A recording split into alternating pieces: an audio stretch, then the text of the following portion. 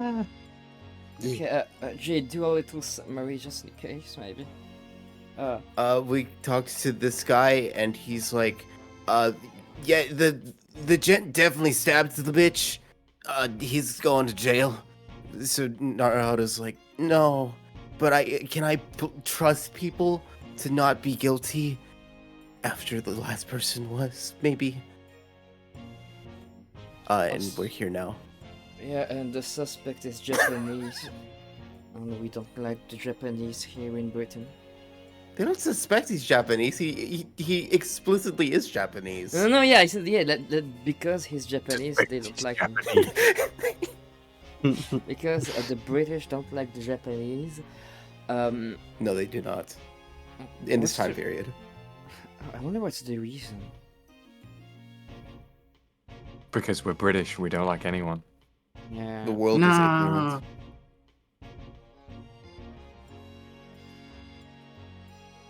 Man, I'm trying. But Yeah. We just stopped when we were about to we're either about to go talk to Natsumi again, or we're about to. Oh yeah, we're talking to Sholmes. Yeah, we're talking to Sholmes now. To Sholmes, so Zeon can finally say something. He's actually the reason that the Japanese man got arrested. Yeah, we don't like him.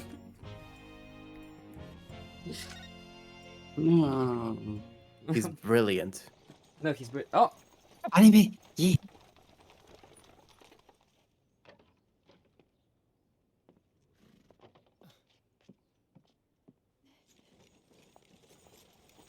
Thank you very much. It's just up there overlooking the street. Good day. Thanks again. Interestingly enough, I'm hearing everything both in the Discord and on the stream. This is it. The residence of Mr. Herlock's showers. If for once I'm hearing the voice in the actual Discord. I mean, in some cutscenes it works, so... Well, it's weird. You weren't here for it, Zeon, but at the end of the trial, we had an animated cutscene. We could hear the voices, and it was the first time, but the voices were not playing in the stream. Yeah, I couldn't hear on my own PC. I couldn't hear the voices from my end. Also, it is still my birthday. Yeah. Also, oh my god, this is Seon's house. I don't remember Baker Street. It's one of his houses. Yeah. Can confirm I have a knife in the wall. Yeah. Oh. Why, Seon? And a shoe on the top shelf. Well, you have to hang them somehow. Thumbtacks weren't invented yet. Yeah. Is that a fucking green shoe? That's not a normal shoe. I think you'll find that's a perfectly fine shoe, no? So this is where the great detective makes his living. Did we just enter his house, like, without nothing? Yeah. As you do. Yeah. Oh. Let's put eggies. There was actually a skull back there. Yeah. It is as described the stories. Oh, I'm gonna have to get some minutes to get my voice back. So yeah, Mr. Sato. Susato-san? Many famous cases have been solved here in this very room. Oh, I suppose they must have been, yeah. I've never read the stories, but it's hard to get quite as excited about it as she seems to be. The detective chases the villain relentlessly as he disappears into the fog down some latest London street. And on Leighton, yeah. Oh, the thrill of it, the romanticism. Can't you feel the heart thumping in your chest? Ain't you, Mr. Narukuro? Oh, I suppose I can. Yeah. So, if you don't mind. She just spins. I just stand here and soak up the atmosphere for a while longer. What's the budget for this game? It's like Please don't mind. ah, she's obsessed. That's very fitting again. It's a very nice viola in the chair there. Well, Yeah. give me just 1 second because Falcon is a bit too loud. Yeah.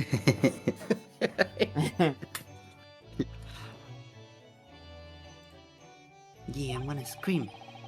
And it's Oh, okay. thank you, Falcon. So we really just went into the home. And he's not there. So No, they- where's How the rude. skelly? yeah, so Jan can't talk again. I don't remember the specifics of what happens. Excuse me, is anybody home? I think I know who this is, and it's not Sholmes. Yeah, This is somebody who Quicken was previously voicing. Oh. Oh, I think I see it. And yes, for now I can do it unless you want to do it, Zeon, so you can have a role. I don't know who the character is. I think that's It's a Mr. surprise. Okay, okay, let me do the first lines because I think I guess who it is. Oh, do we have a visitor? No, that's not him. I'll tell you this right now. I'll tell you this right now. That character does not show up again in this game. Aw. Oh my His god, role no. is done. There is if not a unless chance in Zeon hell wants to be he this can voice character, this character. I would love to fill in those shoes. I mean, Zeon, if Bean is here, they can voice them. I'll ask, but it'll probably be a no. Bean, Uh, they've asked if you want to voice this character because look at them. No. Alright, no, they're not feeling up to it. Okay, I will happily voice this character. yeah. Go for it, Jade. Hello. Is it a big new case for Mr. Sholmes? Hello? Wait. Aren't you... Oh, how rude of me. I'll go and make some tea at once. I'm sure it's the same girl. Mr. Sado, did you see this girl who was just there? Oh yes. Isn't it truly extraordinary?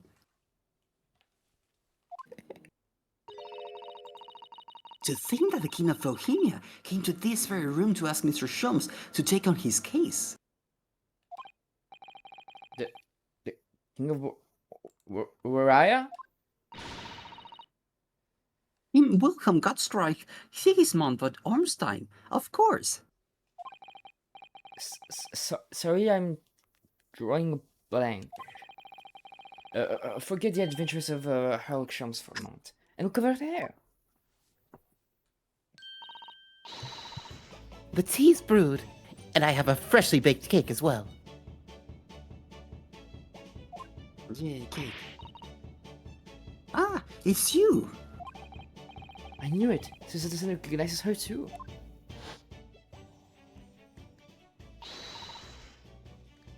Ah, there you are. And taking that with you as well. I was looking forward to the trial run of my experimental smoke grenade launcher. Oh, good day to you. I'm, well, the inventor, I suppose, of that machine. And then I shot her. It's a girl who turned up at the end of the McGilded trial into defense and antechamber. I've never met a lawyer from the Far East before. Poor you, having to get straight to work when you've only just arrived in London. Oh, yes, it was challenging. Well, try this tea. It's my special blend, you know. Oh, thank you. Is tea supposed to look that color? I think she put milk in it. Please drink the purple tea. Oh my, what a fragrant yet mellow flavor. Hooray! It's a winner! I tried blending different leaves designed to alleviate fatigue, you see. You must be exhausted after your long voyage here. And you have another ticklish trial tomorrow. Pickles, yeah. Oh, and you're to defend a Japanese man. I do wish you lots and lots of luck.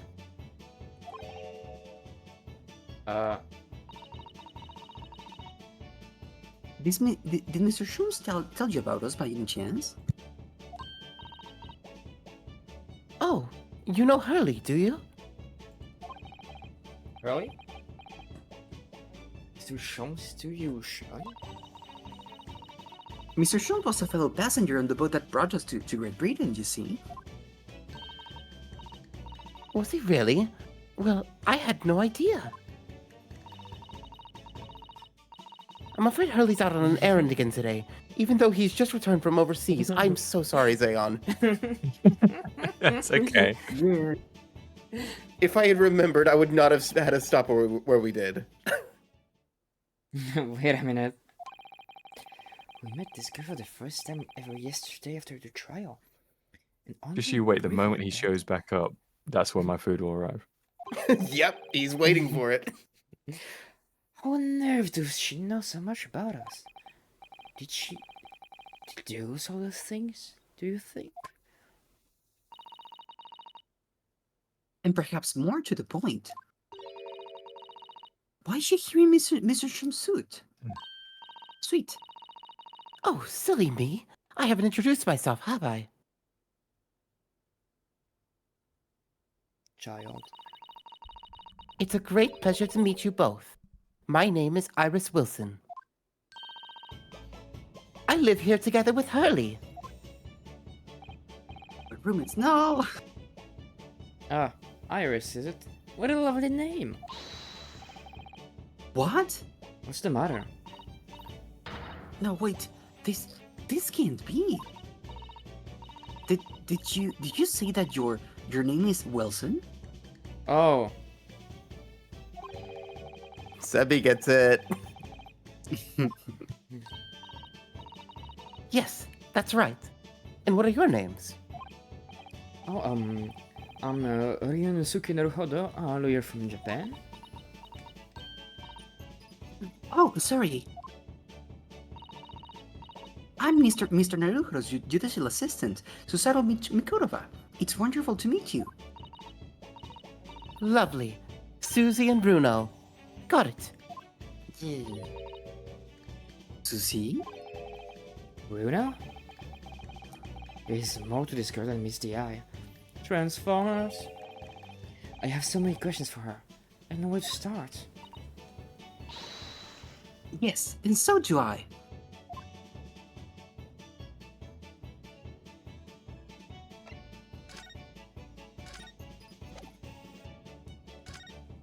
Love how you do that every time. Every time I misclick. Iris, could I show you this? Oh, how exciting. What is it? Tell me all about it.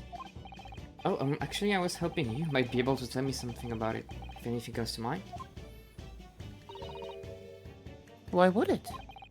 Well, no, I suppose it wouldn't. Tell me. I want to hear everything. This hasn't gone according to plan. She does not care. It was you that we ran into yesterday, wasn't it? At your old... So it was the old building. Yes, that's right. You were ever so helpful. Thank you so much.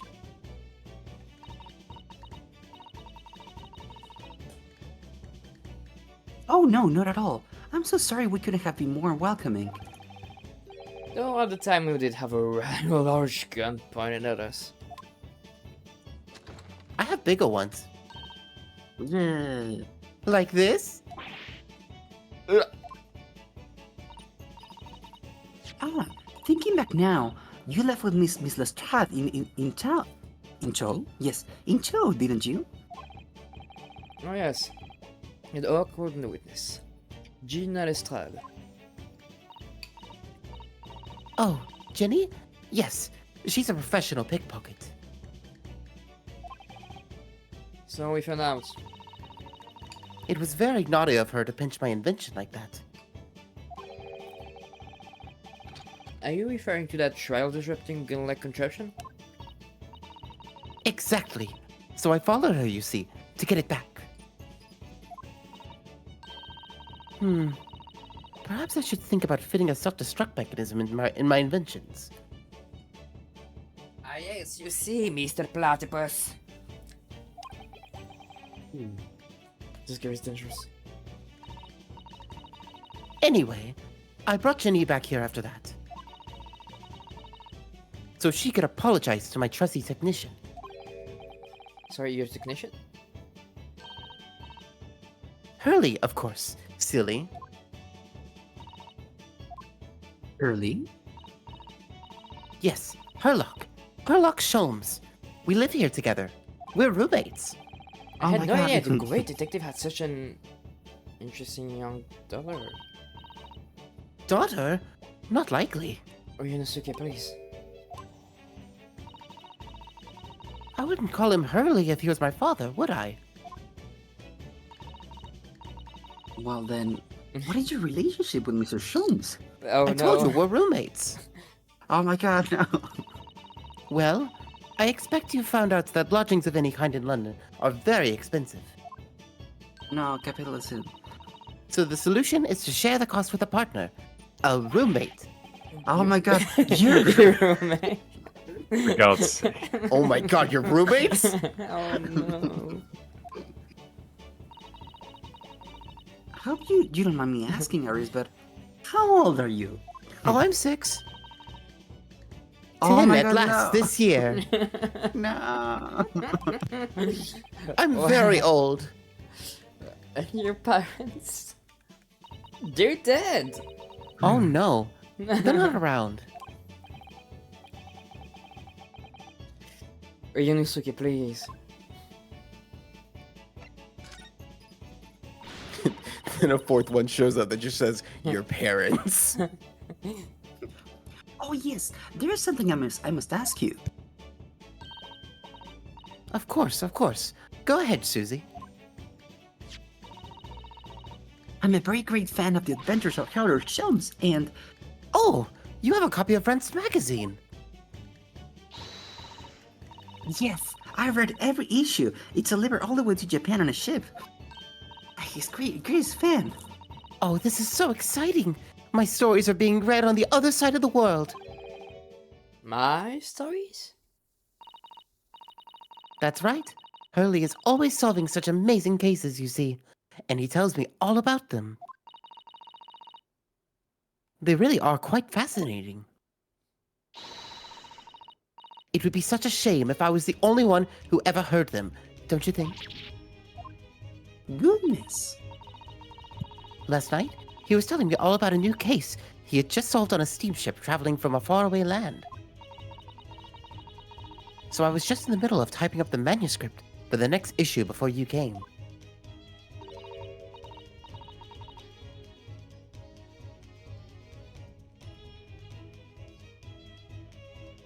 Wait, I was muted. So you're the author. Yes. I'll let you in on a secret if you like. I'm going to call this latest adventure The Speckled Band. The Speckled Band? That's certainly very familiar. Of course, I always change one or two details in the stories, here and there. This time, I had the idea of making a venomous snake be the cause of all the trouble. Oh, this was Mr. Sholmes' first thought as well, actually.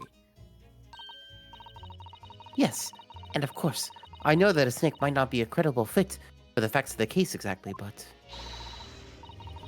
It's a story! Some poetic license is justified to make it more thrilling, I think. Don't you? So, do you mean to say... He's a fraud. are the stories about Mr. Sholmes that are published in Rand's magazine. All written by me? Yes, on my wonderful and very modern typewriter. Oh my god. But all the stories I've ever read are written by a doctor of medicine, Dr. John H. Wilson. This sounds getting more and more worked up. Yes, that's me. But you're 10. I mean, my name really is Wilson. But what about the doctor of medicine part? Susetta, please. I do study the effects that Advil has on my head. That's all true, too. I'm a doctor of medicine. You know, my God. the 10-year-old. A 10? At 10 years old. Well, that's quite incredible. But... Dr. Wilson is an English gentleman. Susetta, so are you being sexist? And No. ageist. Yes. I did alter the setting slightly, for the stories to be more compelling. Oh, Food's just arrived, so I am gonna dip out for a bit. I will be back. Please have yeah, good food. chicken. Hopefully Sholmes and or Van Zeeks will be here. Yeah. Jade, I cannot promise it will be good. I'll be back. Well, Yeah. well, it sounds a little strange, doesn't it? A great detective with a 10-year-old girl in tow.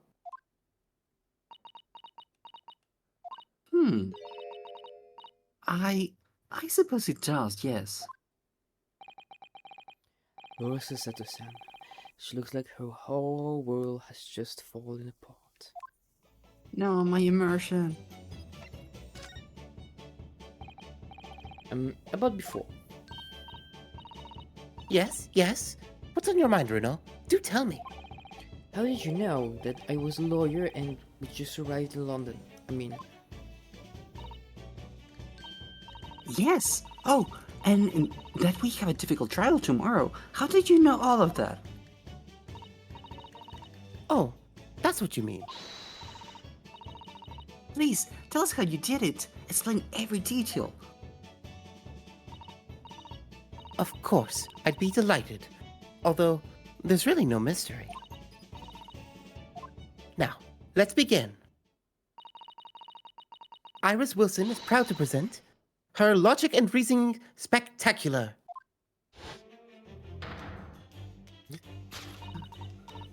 First of all, I knew already that you were a lawyer, Runo. After all, I met you yesterday at the Old Bailey in the defendant's antechamber. oh wow, how did you know I was a lawyer?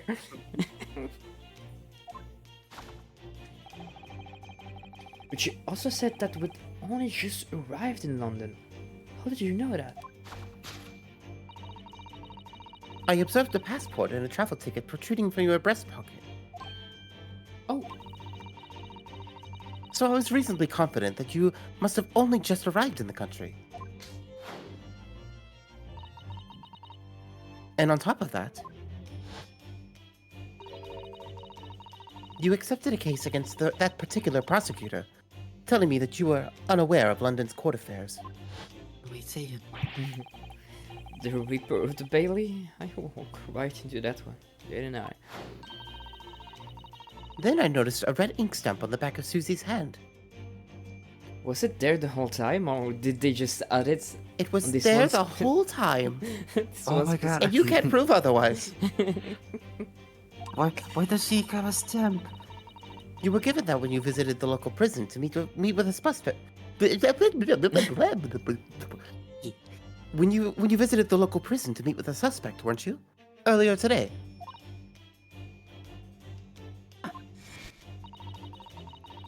They use those stamps to keep a close eye on comings and goings, you see. I didn't realize. And a red stamp is used only for people visiting foreign inmates. So, that told me that even though you had only that you had only yesterday concluded the trial of Magnus Begilded. The two of you had already had cause to visit a foreign inmate at a local prison. However, neither of you was wearing a particularly sad expression on your face. So I concluded that the prisoner was unlikely to be a friend or relative. That led me to believe that you must have accepted a new case. I see. But how could you have known that the trial is tomorrow? Well, having barely been home a few hours yesterday, Hurley solved yet another case. It obviously amused him. He told me that he'd caught a Japanese man who was bawling and trembling. A Japanese man? Well, clearly that must have been... Oh my Mr. God. Natsume! His face is horrible. I love his expression so much. Now, Runo has that fancy Japanese sword. And I think your outfit is called a kimono, isn't it, Susie? Well, anyway, it was clear to me that you both came from Japan yourselves. So I put two and two together and decided you must be defending the Japanese man Hurley caught. And there was only one conclusion those facts could lead me to.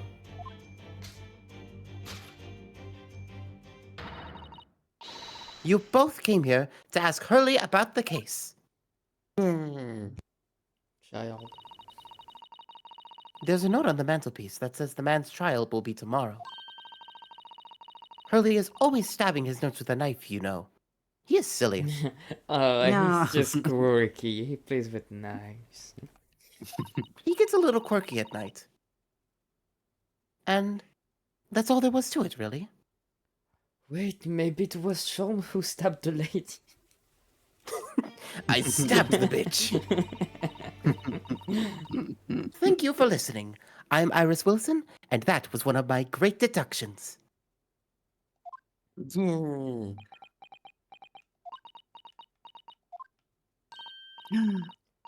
Well, was it a winner? Were my deductions correct? They were spot on. That was amazing, Iris. Truly a great deduction. You even managed to certain something of Mr. Shum's delivery. Oh, well, I was just copying Hurley's style for that. This is really very good news. You could tell us all about the case involving that Japanese man. You will, won't you, Iris? Please. The fourth one shows up saying, your parents.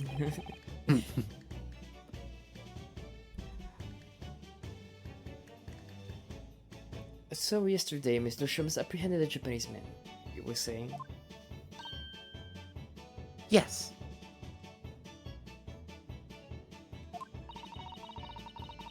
Hurley had just arrived back in London after a sea voyage. But the police were waiting for him at the railway station to take him directly to the crime scene. Ah, the great detective is a popular man, I see. No, it seems. Apparently, a woman was stabbed on a quiet street somewhere in town. There were witnesses who had seen a short, stiffy-looking stooped man running away from the scene. Short, shifty-looking, stooped man. I think I said stiffy. Yeah. Mr. He looks Minatsu. very stiffy. Yeah. Beyond any doubt. Beyond any doubt, sorry.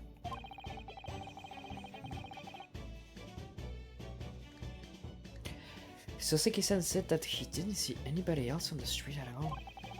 But it seems they're witnesses after all. Hurley used his great deductive powers to determine the man's address. It was a lodging room very nearby. He went directly there with the police, and what did they find? A short, shifty-looking man, stooped man, shivering in fear. Mr. Shum's great deduction certainly hit the mark that time. Of course he did. He's a great detective. Still, that means the incident occurred on 2 days ago. Surely tomorrow is too soon for the trial, isn't it? Well, they have to arrest They haven't- someone. Yeah. Hurley says that London is rife with crime. Oh, Scotland Yard is doing its best, but they can't stay on top of it apparently. Oh dear. I didn't realize the situation was so dire. That's why they can't afford to spend too much time investigating cases and trying the criminals in court. Staff and money are both short. Crimes are usually pinned on the first suspicious person. That's terrible.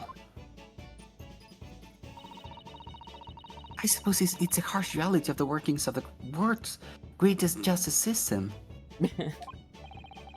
I suppose it is. But in that case, I don't hold out much hope for Soseki-san.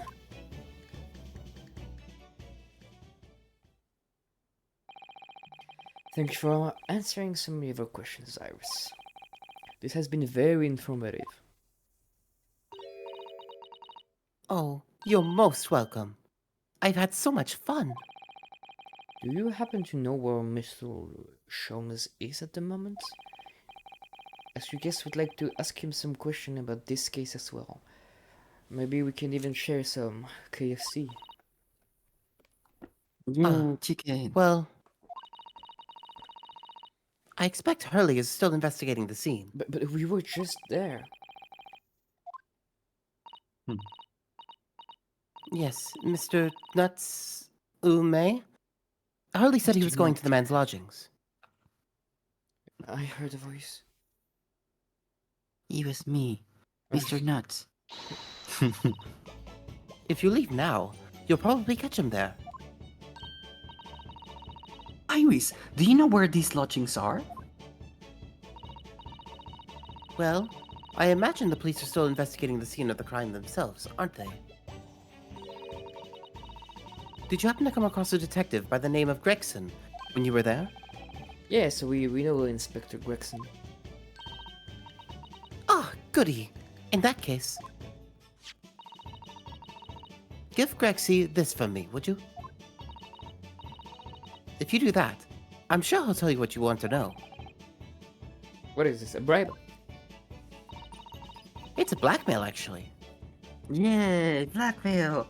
Yeah, a 5-shilling piece and a postcard, it seems.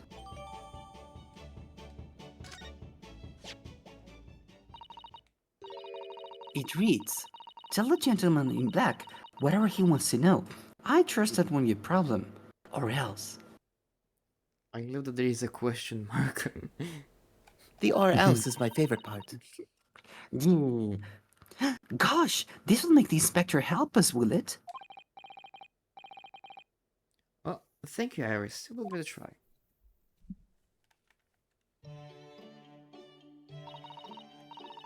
Good luck, then. I'm going to return to writing my manuscript, The Speckled Band. And I'll be making more special blends of tea, so come back again soon. We'd be delighted. Thank you so much, Iris. She just fades into existence. Well, Mr. Naruto, it's back to the scene of the crime. For everyone else, it's implied walking away, but for Iris specifically, she just fades. Yeah. So, somewhat dubious that they would exert any influence over the man of Scotland Yard at all. We headed back to the scene with Iris's curious note and one of the world's heaviest silver coins in hand.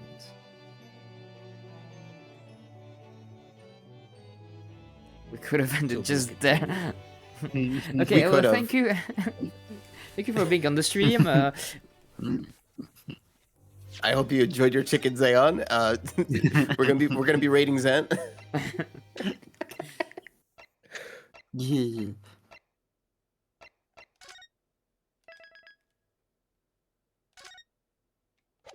I sent a lot of thingies to Taeyeon. Yes, birds. And Hey, it's still my Mariah birthday. Carey. Yay! Happy birthday! Yeah. It looks as though the parties Yeah. are still here, carrying on with their investigation. Perfect. So let's find Inspector Gregson as quickly as possible. Yes, and I see she'll take a break from his chips to look at that silver tip I always gave us for him.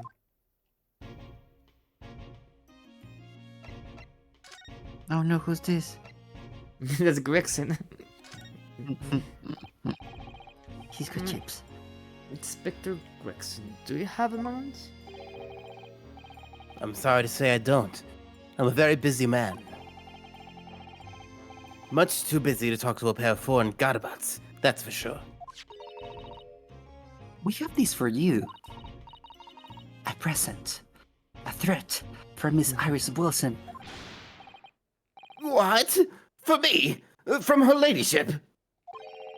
Her ladyship? Give that here, at once! Come on, hand it over, that's for me! Oh, don't wait for me to give it to you, will you?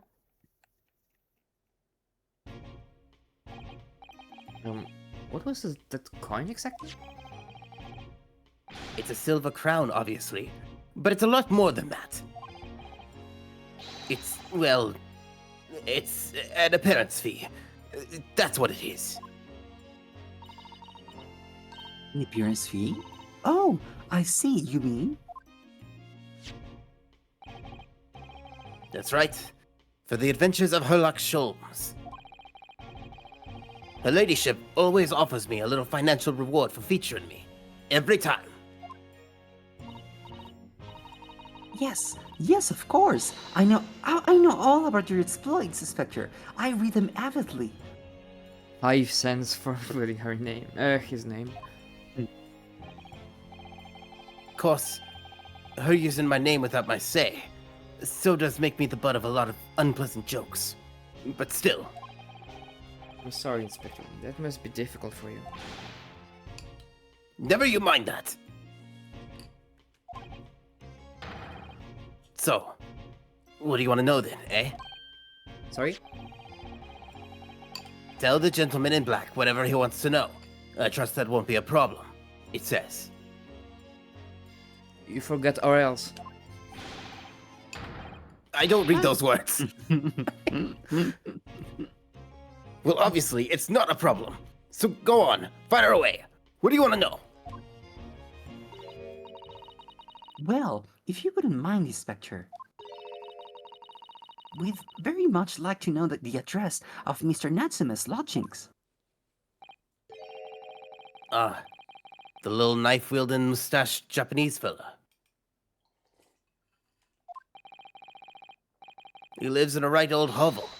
It's just over there. Look.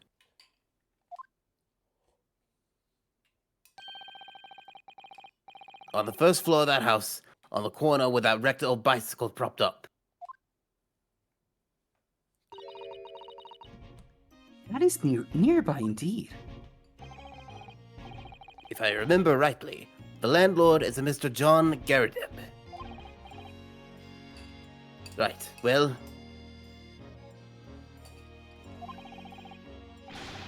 if you see her again, you make sure to give her ladyship my regards. You hear? I mean it. You tell her that Gregson sends his very best wishes. Well, Inspector, we will, even though that sounds a bit creepy. Goodbye for now, then. And long live her ladyship. Don't worry, it's not creepy. It's just really sad. Oh. Well, at least he told us what he wanted to know before he left. Yes. So then, shall we go and see what we can find in Mr. Natsume's lodging? Definitely.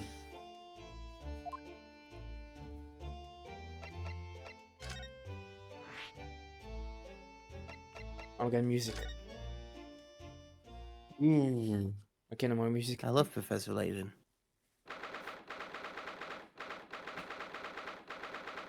Oh my god, I made after it. Oh. I'm tired of acknowledging this. I'm not saying it this time. 19th I February. don't wanna. Jade's birthday. Yeah. I made. May I help you? Oh, I wish Zeon was there so he could make this voice. Hopefully he will be back soon. There's a character that I would love to hear his voice for, Oh. which is Yeah. not Herlock. Oh. That's a given.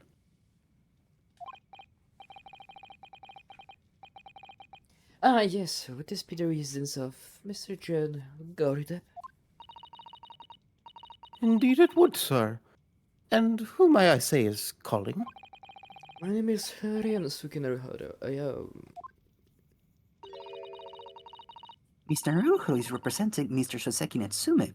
I believe he takes lodgings here.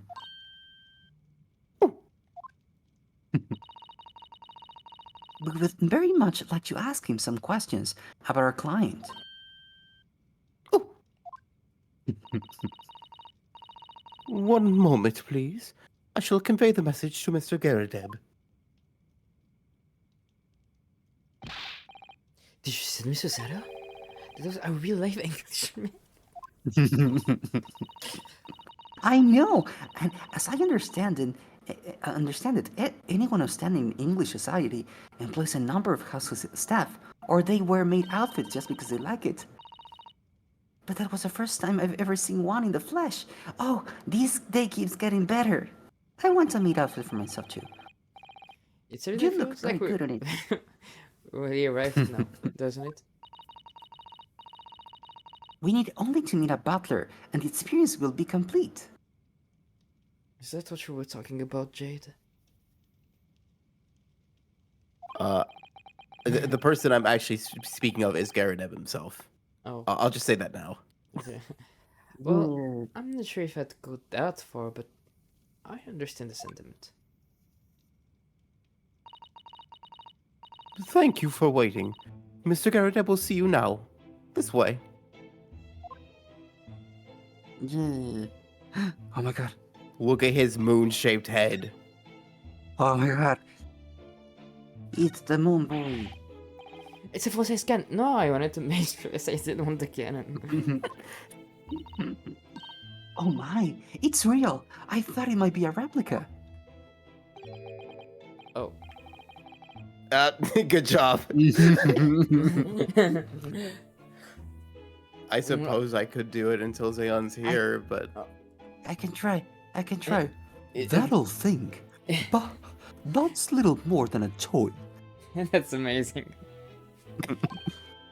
Sorry? The army was selling it off when I retired, so I decided to give it a new home. Never know when the enemy might attack next. Only useful to have a cannon about the house. Really? It isn't overkill? Be prepared, I always say. You never know what this twisted world is going to throw at you next. At you next, boy. Boy. Do you think there may be trouble brewing, Mr. Garudev? Always is. Take Yun here. Never fails to have a clean apron in reserve. Dries them over the barrel, you see. They try very well on the cannon there, June tells me, which rather proves my point, I feel. It's been reduced to a drying rock. No wonder the huge cannon looks like it's hanging its head in shame. Just kill me now. End my suffering. Oh no. Look at this crockery on display here. It's rather unusual, isn't it? Oh my, a genuine London dresser. Isn't it delightful? Although the shelves seem to be broken, and the crockery is... Oh dear, it's in pieces. It really is. The word cracked wouldn't do that china word justice. I wonder. Perhaps a cannon was fired at it. Yes, probably something like that. But let's not delve too deeply here.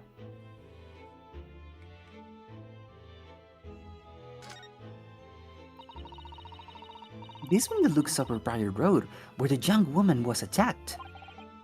Oh yes, I can make out the policeman on the far side of the road investigating the crime scene. The glass is rather murky, isn't it? You can't see very clearly. Does the thing open a door? I wonder.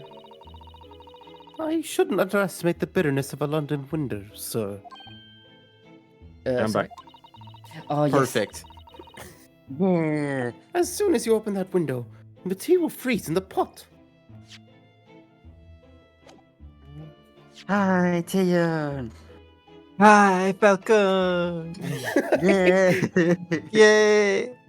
Yeah. Zayon, would you like this? Would you like to voice the specimen of a man, not the maid? The maid is mine.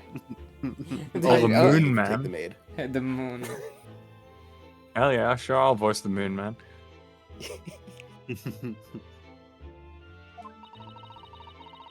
No Londoner would go opening windows at dusk in the middle of winter, I assure you.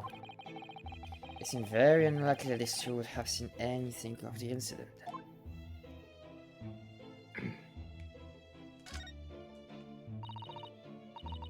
Look at that enormous screen.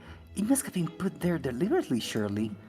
Okay, so for a little bit of summary for Zeon, so the little child gave us like a card, then we gave it to like an inspector who is like a simp for the child for some reason. He normally does not give us the light of day, but he seems to be submitting to whatever her becker and call may be for whatever reason.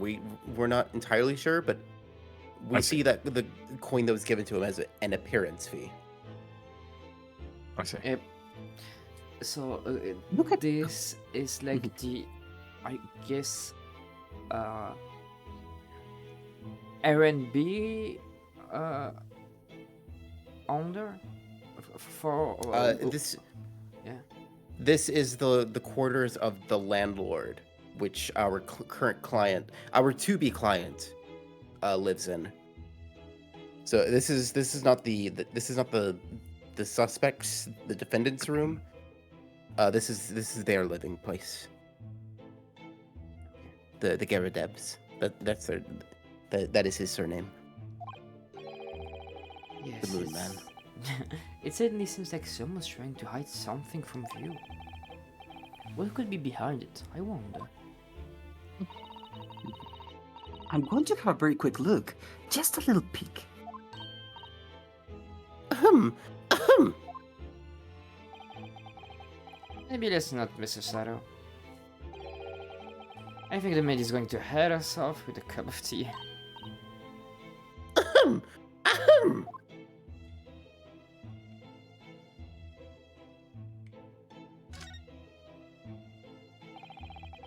That portrait of Mr. Garadeb is glaring at me, I swear. Have you noticed that all the little frames contain photographic prints of Mr. Garadeb as well?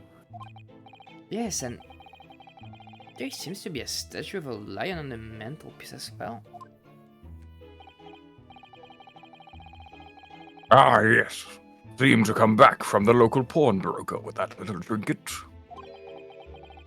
Seems to come back? What do you mean? The chap who runs the place is a barley wizard. Went in to sell him something and came out with that thing. It almost sounds like you have like a voice modifier. It's very good. In point of fact, now that I think about it, I rather often find myself leaving the place with something I don't need. I'm just trying to pretend I have a mustache. Yeah. Like, for some reason, if I visualize that in my mind, I don't know, affects It's my speech. amazing. Yeah. The lion ornament certainly does seem surplus to requirements. She citizen doesn't pull her punches. Or her throws for that matter. his moon hair makes him look like a One Piece character. Can I just say, I love that we've been granted an audience with this man, and the first thing that we've been doing is just commenting on everything in the room. Like, that's the thing you're supposed to be doing in this game, but it's just really funny here. Like, This uniform looks I love that really he's so nice. proud of that moon-shaped hair and beard. He perpetually looks at us from the side just so we can look at it. Man is committed. I mean, he wants us to see his moon.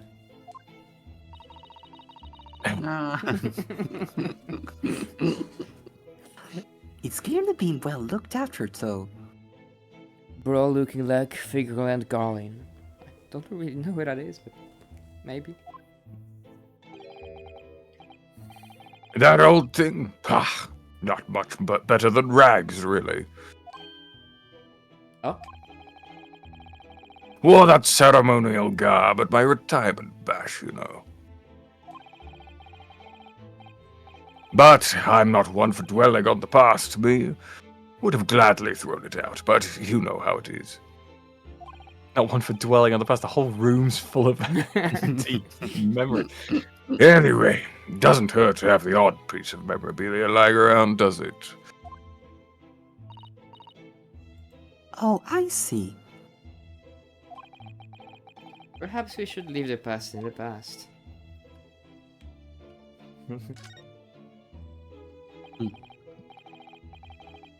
A good day to you, John Garibeb, Garideb at your service. Nice to meet you, sir. This is Ryunosuke Naruhiro. He's a defense lawyer. Do you excuse me for not getting up? Took a shot in the knee a few years back in the Battle of My Wand, don't you know?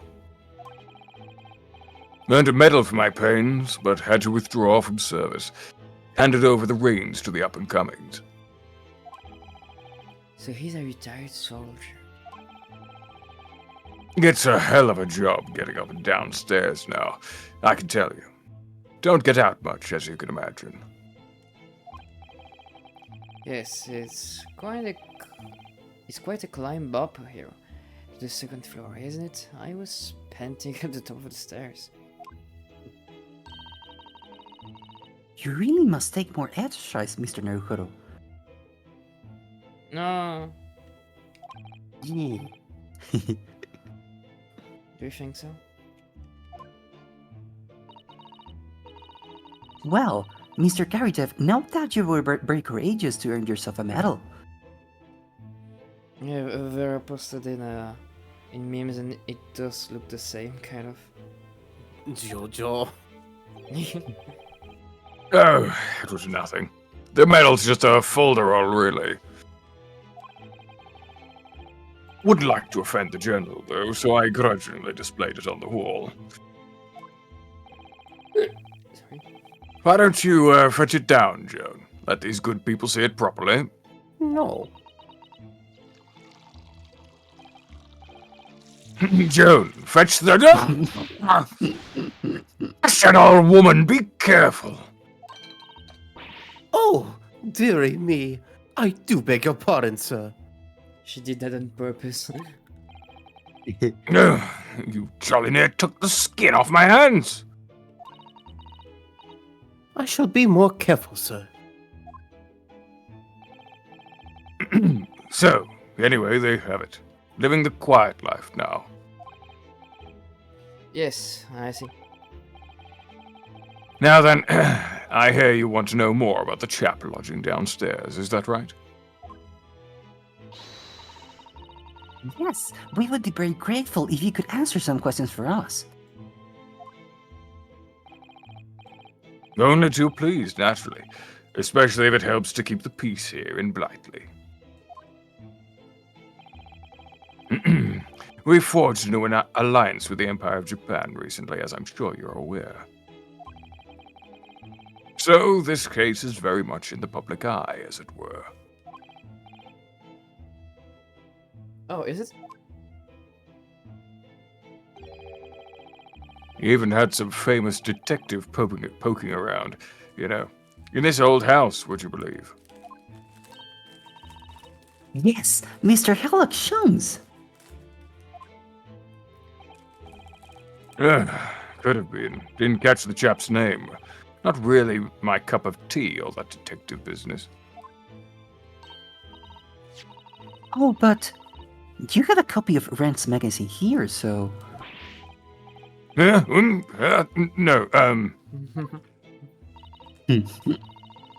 Anyway, the chap's investigating the fall in his room as we speak. So he's in Sasuke's room, son's room. It's a bally nuisance, is what it is. The whole neighborhood's twitching its curtains now. I don't like all the fuss. It's jolly unsettling.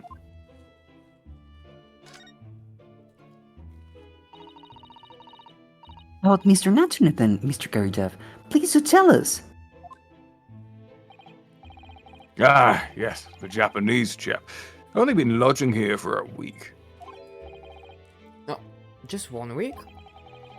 So he moved in very recently then. I have 2 lodgers most of the time, one on the ground floor and one just below us. The first floor became available a week ago. You've Touch it all, Joan! Do be careful! Oh, my goodness. I'm terribly sorry, sir. She's so suspicious. I'm so sorry. If you want to know my opinion,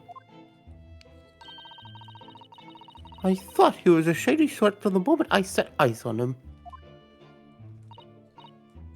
Oh? Why?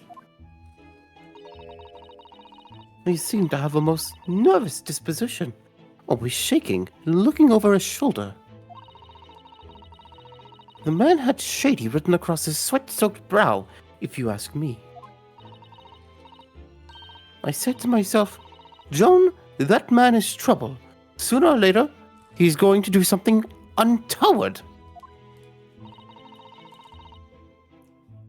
And I'm rarely wrong about anything. We won't be calling this maid as a witness, that's for sure. Well, Was there anything else that... What do you say, babe? You just need... the guy just stirred his tea with his thingy. Yeah, he's been doing that. Oh no. Yeah. Can you read? What was... Yeah. But was there anything else that struck you suspicious about the man at all? Oh, yes. Indeed there was. And she's dying to tell us.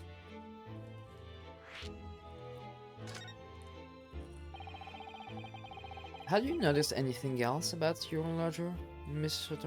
Natsume? Oh my word, yes! The man was shadier than an orchard. Elaborate? Well, take the man's room. Absolutely stuffed full of books it is. More than anyone could ever read. And he's never so much as passed the time of day with another living soul. I haven't seen a single visitor call. I'm being called out by this maid. What the fuck? I am not too dissimilar. He just trots off to that old bookshop every single day and comes back at 5 to light the gas fire. And the funny little man is up long past the time everyone else in the house has gone to bed, too. It's literally me, like, I usually wake up at like 4 or 5. And I like to collect random books. I see. The gentleman on the ground floor goes to bed at around 9 each night. But I've never known that Japanese fellow to retire any earlier than 2 in the morning. Ah.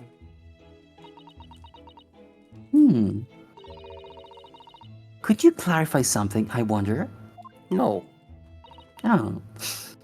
What, pray? How do you know so much about Mr. Natsume's routine? Oh, I understood that neither of the lodgers live on this floor of the house. Is that correct? That's right, yes. They're both below us, on the first floor and street level. Then, how is it that you know so much about the lives of your lodgers? The precise times that they come back in the evening, for example, even the times they go to bed.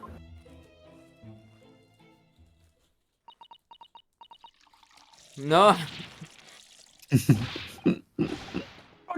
John, do be careful, woman. oh my goodness, sir. I'm terribly sorry, sir. You tried to bloody kill me? It's not trying if I'm succeeding. Don't deal with sus.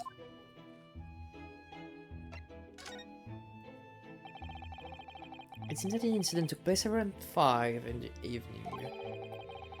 Did you happen to look out of the window at around that time? The window? Yeah, the thing that's like right behind you. Yes, we noticed that the window over there looks over Briar Road. The incident took place on the pavement, just on the far side of the street. Was there anyone suspicious loitering nearby? 5 o'clock is dinner time in the I struggle with my own name, Garadeb household. In the mad household. It's a verbal tick. So I'm afraid I don't remember seeing anything. How about you, Joan? No, sir. It would appear to be dusk outside already at that hour. And with the fog as well, I should think it would be quite impossible to see the other side of the road. Oh, I see. Did you notice anything else out of the ordinary then? Such as? Anything at all, even if it seems unrelated. Well, Yes? Was there something then? well, it's nothing particularly significant, but around that sort of time, for the love of God, Joan, watch what you're doing! Oh, dearie me! What have I done? I'm awfully sorry, sir. Do be careful, woman. Of course, sir. If I may, Mr. Naruholo, Oh, yes? I have an exceedingly good memory, and as far as I remember, nothing of any significance took place here at that hour. Nothing at all. Oh, really?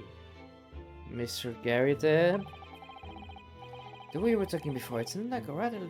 There might have been. Oh, well, as I was saying, it was just a trifling matter, really. Nothing.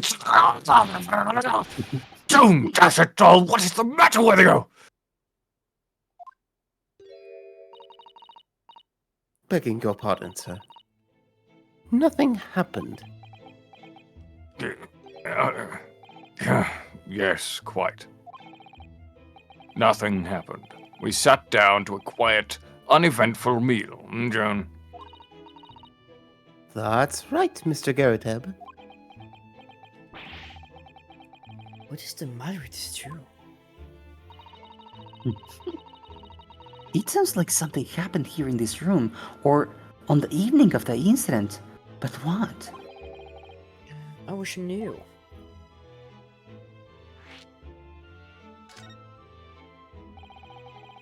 Could you tell us which floor Mr. Netsuma's room is on?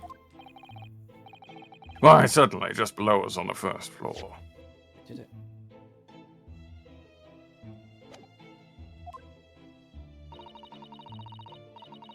And Mr. Sholmes is investigating there, even as we speak? Yes. Told me Nats, his name, had asked him to look into the matter, so I gave him the key. Mr. Natsume has engaged Mr. Shun's services? That's a blatant lie. Would it be alright if we also had a look around? In Mr. Natsume's room, I mean. Ugh, don't see why not. It's just down one flight of stairs. Who knows if we'll find anything that could help us with. Oh. We need all the clues we can. Was that an automatic proceed, or did you No, slip that's the buttons? I skipped myself. Good job. I think we had to try. We need all the clues we can lay our hands on, shall we? Yes, and while we're there, we can speak with this guy again. Perhaps he'll be able to tell us more.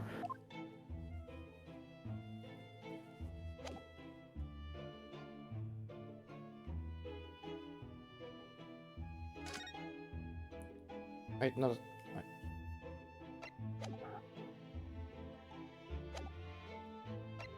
Oh, I wanted to present my badge, but I can't. Look, I have a medal too. Yeah. It's much shinier than yours. Yay. Guys, it's still my birthday. Yeah. Happy birthday, Jade. Oh, just look at this place. And smell it. It's so stinky in there. I No. suppose it's the mountain of old books that are responsible for that.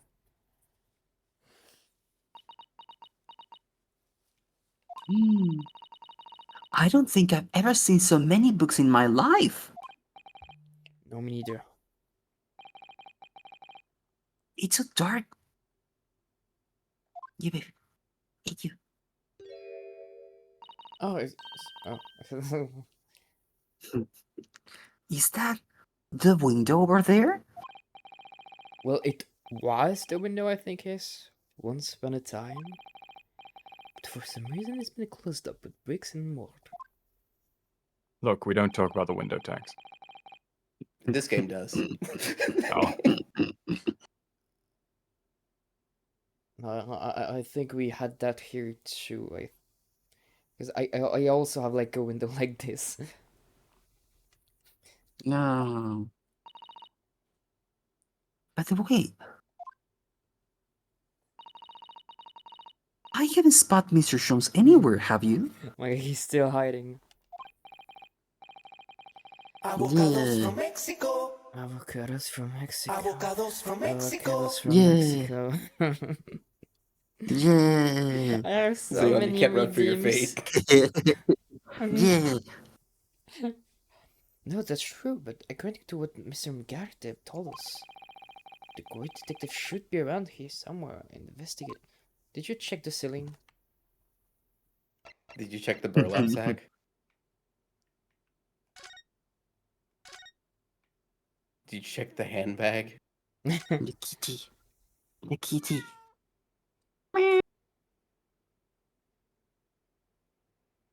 Oh. Oh, Oh my! What an adorable little cat! Perhaps he's looking after all the books while his master is away. I don't know about that. He disappeared into that pile of books as quick as a flash. It was a tricolor Mickey, wasn't it? Do they even have that sort of cat here in Great Britain? Perhaps Mr. Natsume brought the little creature with him from Japan. That's made me feel homesick now. Already? We've only been in the country for 2 days. Yeah, but we've been on a boat for like 2 weeks. I've been in a closet for 2 weeks. No, no. that desk seems to be wedged into a crevice between the mountains of books on either side. I suppose Mr. Natsume would sit there and read while stroking his cat. But surrounded on all his sides by disturbing old tomes. Surely he dreamt of books every night as well.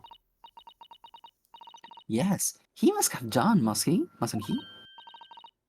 Oh, what's this? It's a receipt from a second-hand bookshop. Your books. Yo. Ah, yes, Mr. name is on it. Look, the date of purchase. Ah, 2 days ago, at 4:44 p.m. That's the day of the incident. That's just a short while before he was embroiled in a terrible attack. He must have been on his way back from buying some old books.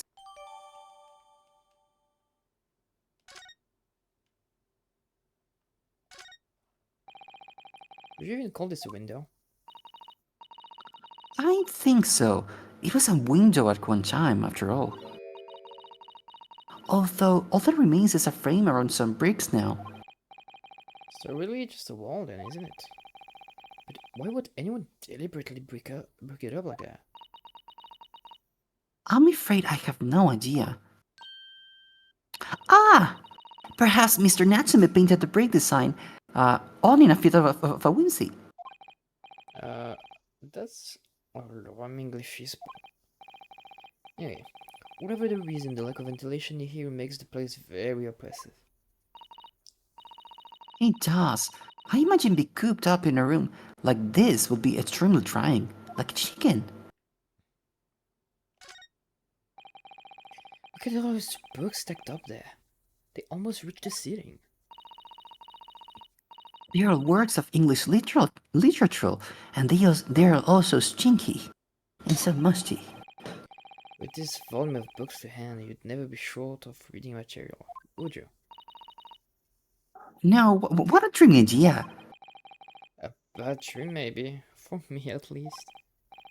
Mind you, I don't imagine that the book that's at the bottom of the pile now will ever be read again.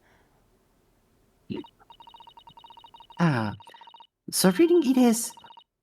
What? So reading it is an experience that comes but once in a lifetime, just as a tea ceremony teaches us. I certainly didn't expect the conversation to turn down the path of tea ceremony philosophy. Kitty. Oh look, it's a beckoning cat from home. It's a bit big and bulky, isn't it? Surely Mr. Natsume didn't bring that Manekineka all the way from Japan with him. I hardly think you're in a position to comment, Mr. Naruhiro. Are you forgetting the enormous dark majol that you brought in your luggage? The body pillow? Well, it can't be dangerous traveling abroad. I wanted to look at show. Well, I imagine Mr. Natsume wanted the same, and this cat is sure to beckon good luck to him. It's not doing a very good job so far, is it? You mustn't say such things. I didn't say a word. Why are my eyes such a giveaway?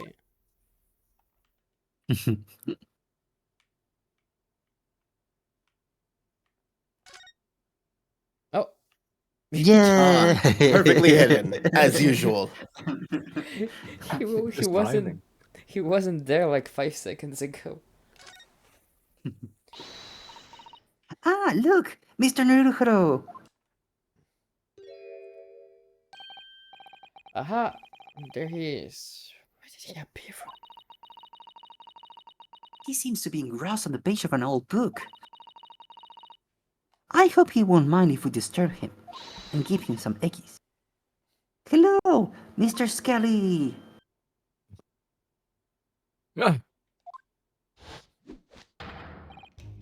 Ah, you two. Good day. Now, let me see. Where was it that we met? Oh, Mr. Sholmes, we were together on the SS Borea. Yes, of course, the Buria. And let me see. What happened on that voyage? It was Kazumasaki. He died tragically. But you were a great help to us. Ah, yes, but of course, the case of Mr. Asogi. Yeah, it was the one with the snake, wasn't it? Oh, Well, you seem to remember something of it, at least. what an honor to be remembered vaguely by the great Carlick Shelms. Vaguely. This is Mr. Oh, no, my dear madam, hold your tongue. I pride myself on my superior powers of recollection. Your names are safely recorded in my brain attic. Miss Naruhodo. And Mr. Susato. Try the other way you are on the missile trumps. I lose the first round.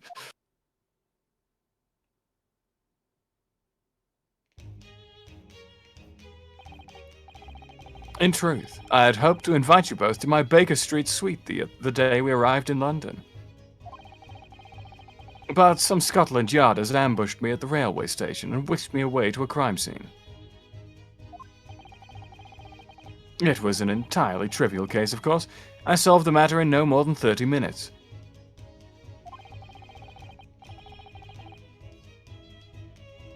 So they apprehended Soseki-san in that shorter? I'm about to say, oh, I can't read today. I'm afraid the pursuance of a new case has dulled my recollection of my past involvements a little. Little. It is a mistake to think that one's brain attic has elastic walls and can distend to any extent. I do my best to forget useless facts, lest they should elbow out the useful ones. Yes, those are my own words of imitable wisdom, you know, from an adventure entitled A Study in Scarlet. Please, there's no need to quote yourself. I don't always remember my pearls of wisdom, but fortunately my associate pens them beautifully. You mean Cyrus, I suppose. Mr. Shelms. We have some extremely important questions to ask you about the trivial case you just mentioned. Yes. What an earnest expression. My dear madam, I should only be too pleased, and this murky room is an apt place to discuss the murky case. Yay! The stinky room. Yeah, stinky. Yeah. Mr. Naruhodo, please. Put that thing away. Despite Think of the the children. Despite aspersions to the contrary, I am a professional. If I'm to unleash my deductive powers on that trinket, I must ask for a sum of £3 in cash. Oh, I don't need you to make any deductions about it. I was just wondering if you might know. Mr. Naruhodo, as a professional, I insist that if I am to offer my opinion on that trinket, I must ask for a sum of £3 in cash. I believe Mr. Shelms has his eye on an expensive copy of the complete works of Shakespeare. Yes, to stand on the stage amid rapturous applause. It has long been a dream of mine, as you know. You don't say.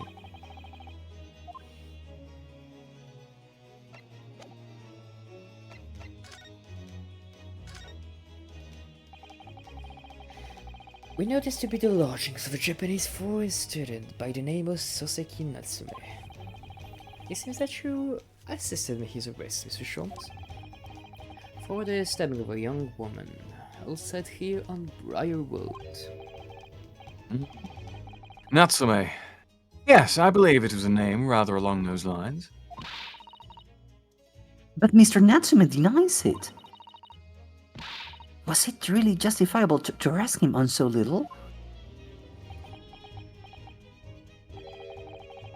I'm sorry, Mr. Sato, but I have not the slightest idea what you mean. What? I can't believe he was looking at Susato-san Square you in the eye while feigning ignorance.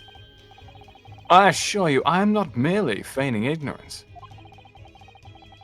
It would appear as if the pair of you are under some misapprehension. Oh, how?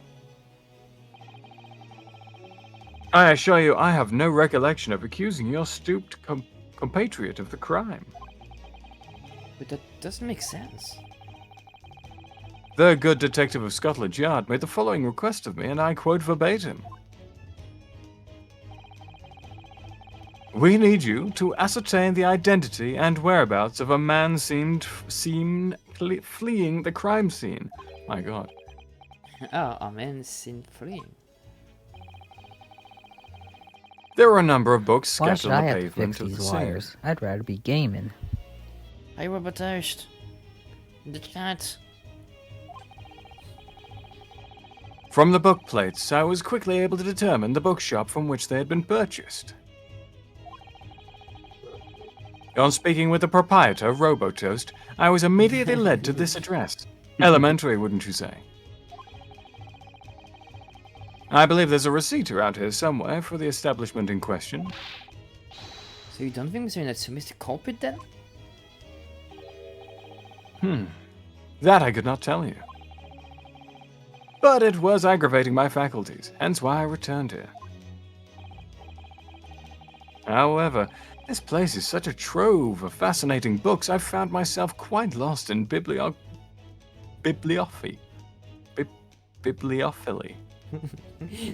You're so positive in the English, man.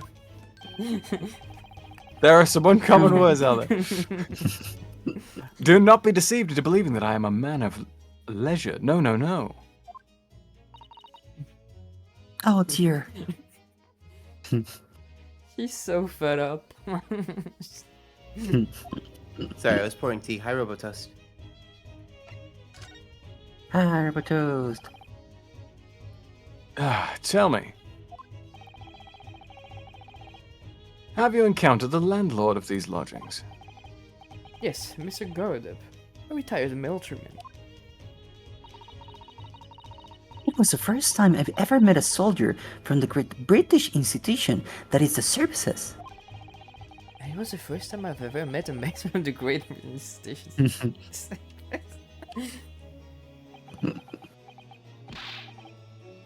I didn't think it was that funny. I do apologize. As you may be aware, many households in London employ a maid. Yes, I read as much as in my Great Britain primer. How much books does she have? And so conversely. Whether or not a household employs a maid has come to betoken the social standing of those dwelling within. Betoken the social standing? Sorry? Put simply, my dear fellow, those who employ at least a single maid are considered middle class. Those who do not are beneath that. In the upper echelons of society, of course, households employ enough staff to constitute a large family. Goodness, how extraordinary. As you can appreciate, for those on the precarious boundary between the middle class and lower class, Anyway, but also we can send it whenever we can. being able to afford just one maid is of the first importance. I had no idea. And it is for precisely that reason that I find great stimulation in the situation upstairs. Specifically in the retired army veteran, Mr. John Garadeb. Oh? Affable as he is, the fellow is hiding something. Whether or not it imposes on the circumstances of this case, I am yet unable to ascertain. I'm thoroughly lost on what he means to say. The stinky room. Yeah. This room is thoroughly suffocating for the soul, my dear fellow. That's because Falcon is there. I assure you, any man whose lot is to dwell in a place such as this will stab somebody sooner or later. No. Mr. Natsume has stabbed no one. Ah, but sooner or later, I said. Oh no. I don't believe that's the issue here. About this dark little room, Mr. Sholmes. Why is there no longer a window? Do you have any idea? No window? Well, I mean, I can clearly see that there is a window of sorts. But it's been completely blocked with bricks. Ah, I see. The answer to that question is quite simple.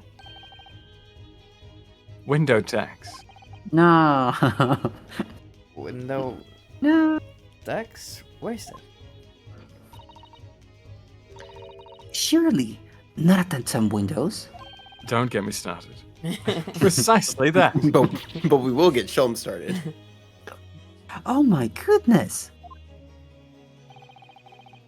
Until relatively recently, a tax was levied on households in this country by the number of their windows. Those of lesser means, having inherited a sizable and costly family home, perhaps rapidly closed windows up, while the rich opened windows here, there, and everywhere, in an effort to curry favor with those in power by furnishing them with large sums of tax money. How awful and unjust, forcing people to live in rooms devoid of light. Indeed, disease was rife as a result. So, some 40 years ago or thereabouts, the window tax was abolished. But its legacy remains, as you can see, in squalid lodgings such as these, for example. And still to this day. No. I suppose Mr. Natsume's stipend for living here in London isn't very generous, perhaps. It would appear so. I've done a little digging, and discovered that these lodgings were offered at an extraordinarily low price. Because the room is so awful, I should think. It's so stinky. Apparently, Mr. Natsume only moved in here about 1 week ago. Wow, So the stink is your fault. That's my No. laugh. Okay. Wow, you're so good at I don't- imitating me. I don't blame you considering Sholmes did appear alongside it.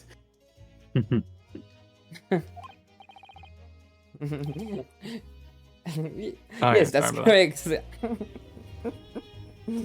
Wow, that's me! I don't believe the low rent is explained by the shabby nature of the accommodation. Oh? Still, that is of little relevance here, a matter not worthy of further attention. Are you sure? I'm curious now.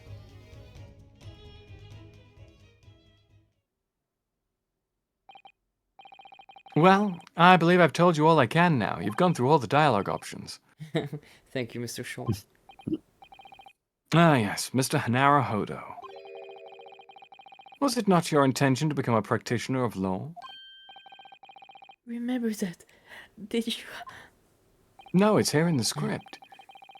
Will you perhaps be offering your services in this very matter, I wonder? To the occupant of this room, Mr. Natsume, was it? I'm not sure.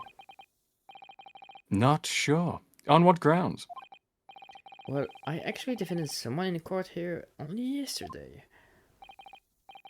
Really? Well then, I congratulate you, sir, on an ambition realized, and so promptly, too. The thing is, it's really made me question things. Am I right to believe in my clients? To trust their innocence? Yes, trust. Mr. Schultz, Mr. Natsumi didn't do it, did he? My dear fellow, I haven't the first idea.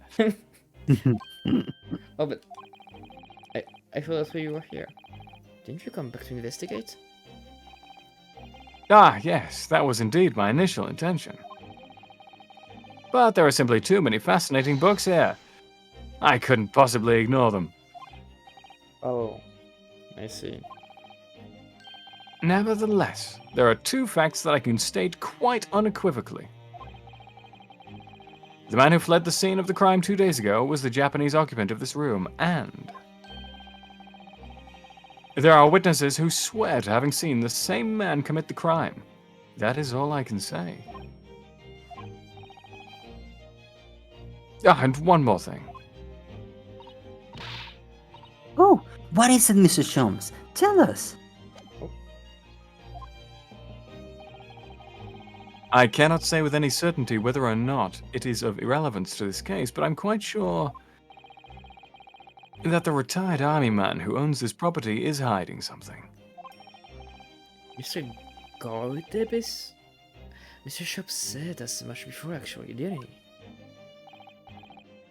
Anyway, at present, that is really all that plays on my mind in relation to this case. Mr. Naruhiro, as yet our investigations haven't covered nothing that could help us establish Mr. Natsume's innocence. No, you're right. Perhaps it's time we probe a little deeper into Mr. Gardeb's secrets.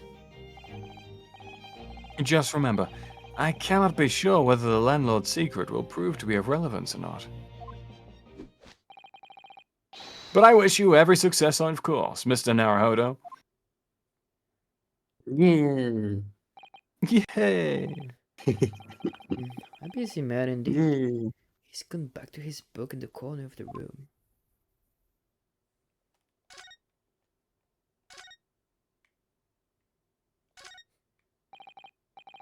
Excuse me, Mr. Sholmes? Yes, so true. To be or not to be? That is indeed the question, Mr. Naruhodo. I was about to say that verbatim. To be or to be brushed off? That is the question. And the answer is all too clear. Let's leave Mr. Sholmes in peace, shall we? No. Fucking such a No. simp. Yeah.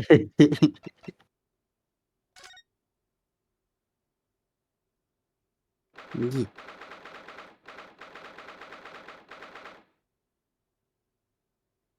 I'm waiting is for still the line, Jade's Jade. Yeah, I was waiting for someone to say it. For he's a I don't want to acknowledge jolly it in this room. Ah, you pair again. Tell me, was the detective chap, I forget his name, still hard at work down there? Sir Sherlock Sholmes? Ah, yes, rings a vague bell. All that detective business isn't really my thing, I'm afraid. Well, Mr. Sholmes is in his element down there. Jolly good show. Another cup of tea, if you please, Joan. Now then, why don't you tell me what's up? For the umpteenth time, woman, will you watch what you're bloody well doing? I shall be serving dinner shortly, sir. Yes, of course. Frightfully rude of me, but I'm afraid I shall have to ask you to take your leave, if you'd be so kind. Oh, yes, of course. We are deeply grateful for all of your assistance. Not at all, not at all. Don't get much chance to talk with young foreigners like yourselves. It's been a pleasure. Best of luck and all that. Perhaps you could see yourselves out.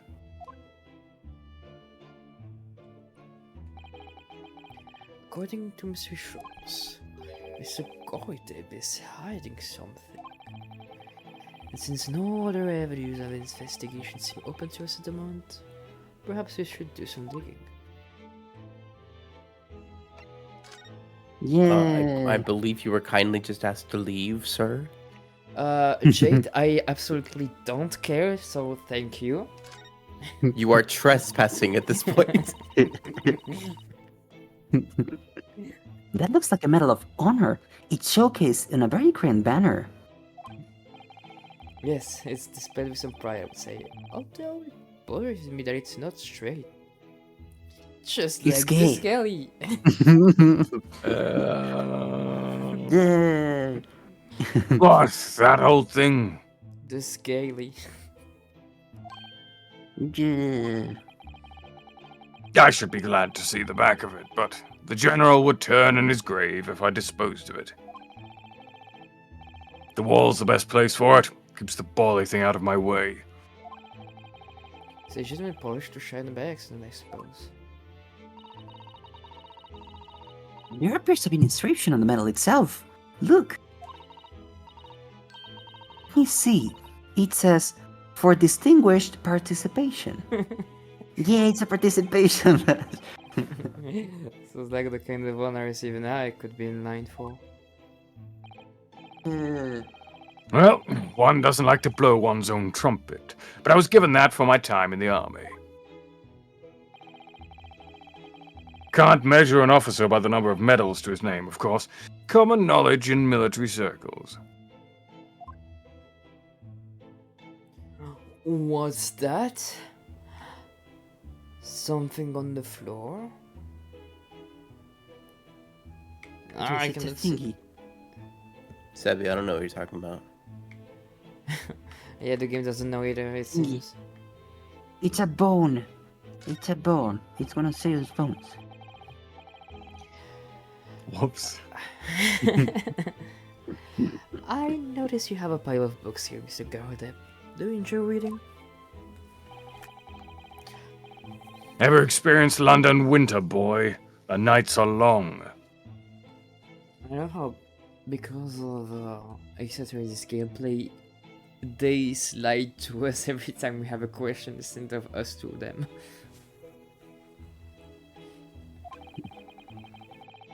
No better way to pass the time in front of the fire with a jolly good book.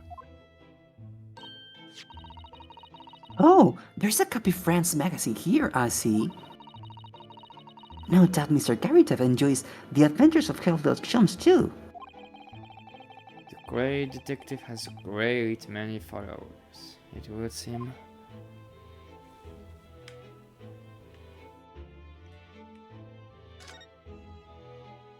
Yeah. My ass!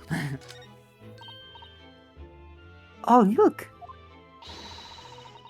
What a wonderful collection of cakes lined up on the glue silver. Nothing out of place here. Like that? It looks more like some has half the mush in them. Afternoon tea is a type of indulgence, you know. It's quite the English way. It is Mr. Garretep's custom to take 2 cakes with his tea.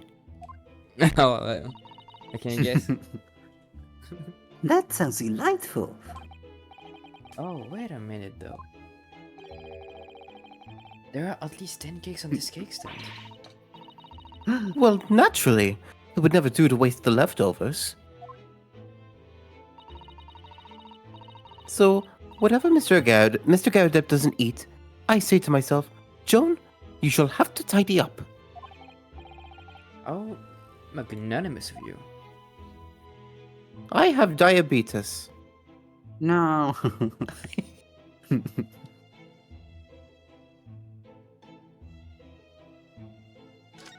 No, why on the butt? Seppi, you did that on purpose. Yes. What's he doing over there? Mr. Sholmes? Aha! We meet again, my dear fellows. Righteous! When did he sneak in here? Sherlock Holmes, sir, at your service. Whatever were you doing by the window? Sorry, I thought that was Garrett. I am given to watching the evening sky as the sun sets, madam. Yet, sadly, cheerful as the room downstairs undoubtedly is, it lacks an aperture for such observation. Aperture. So I took the liberty of borrowing a small corner of space by the window up here. Well, Keeping an eye to one's window at dusk is the prudent thing to do in London, I'm gathering. Ah, and one other thing, Mr. Naruhodo. Oh, me? I thought perhaps you might be in need of a certain great detective's great mind. Wait, Do you know he's what? not talking about... Yes, I didn't expect to be going through this again so soon. Do you mean Mr. Sholmes? There is a mighty secret in this modest room. My eyes see even the most trivial of trifles. I take it you're prepared, Mr. Naruhodo. I think so. There is just time enough for one of my greatly admired great deductions. Let us conclude the matter before dark. It's already dark here. Mr. Garadeb, though it would seem you're a military man of considerable distinguished service, your standing as a landlord is most certainly not what one might call first-rate. me? I'm afraid, sir, that is all too clear to me. Zion has schizophrenia again. There are two conclusions I've been able to draw by my careful observation of your living arrangements. I beg your pardon? The first is that even as we speak, you are concealing the presence of a ferocious beast in your care. Wanna see it? Yeah. And the second is that as a result of the beast's violent rampage, you have lost something very dear to you. Mr. Hugo, look! The old man broke out in a cold sweat. Unbelievably, it seems Mr. Shum's conclusions are both spot on. How could you possibly? How could I possibly know? You mean to inquire? The answer couldn't be simpler, sir. For in the dense jungle of logic and reasoning, I am the king of beasts. And I know only too well that wild beasts are not easily tamed. Yes, I'm flirting. So shall we begin? Once again, Herlock Sholmes is proud to present his Logic and Reasoning Spectacular. Yeah, the thingy. Falcon is the only fan. Yeah. I enjoy it. I'm just quiet about it. Topic 1, Nature of the Beast. It certainly shouldn't take a great detective to see that a fearsome beast has been on the rampage of late within these four walls. Thus we are faced with the question, what form might this beast take? For a man with a military breeding, your eyes are uncommonly candid. Your furtive glance, Mr. Garadeb, leads us directly to the answer. The true nature of the beast that has run rampant here is revealed by that lion statue. Yes, though an army man, you appear unimposing at best. A fact that has fueled your admiration for the mighty lion, the king of beasts. What is this piffle, I ask you? In the end, your admiration became so great, in fact, that you had a living, breathing specimen shipped from India, which you tried to keep in this very house. What? Oh, sorry, I just slapped face. Yet, living with such a wild beast proved more difficult than you had imagined. The chilling traces of a wild rampage are still very much in evidence. Well, Yet, as we look around, the beast in question fails to present itself. Where could this angry creature have disappeared to? Madam? me? I pray you do not consider me unchivalrous, but it is plain to me, with one glance in your direction. It is? Your dress pocket gives a handsome clue as to the beast's current whereabouts. But protruding from it is a handbill advertising a circus show. Oh! Yes, you sought to dispose of this terrifying lion, Mr. Garadeb. At Batty's Circus. A traveling show currently sojourning in a nearby park. I've observed the tents. You sold the savage lion, sir, to the circus troupe. I most certainly did not. I believe I've made my point.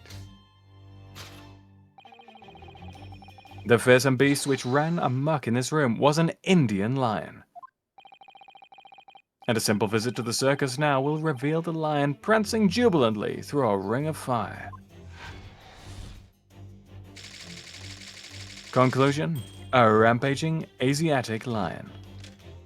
Now on to topic 2. Aftermath.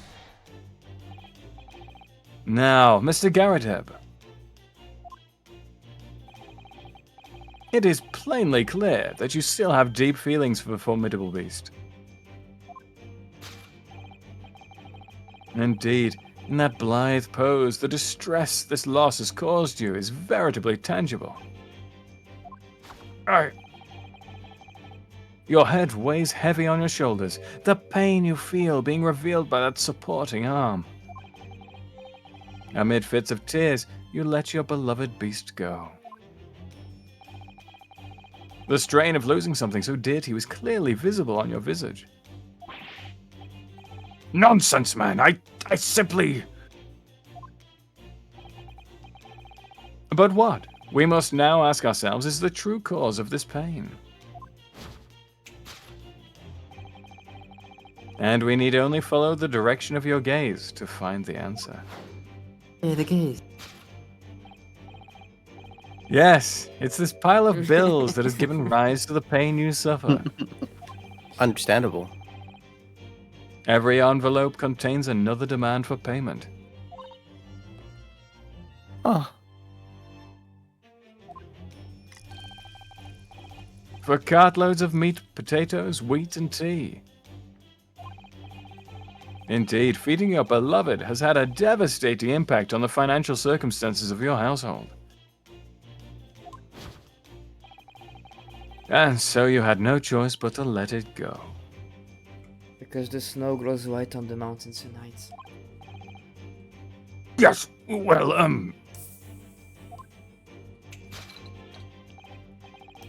Oh, in a final fit of rage, the ferocious beast carried out one last unimaginable attack.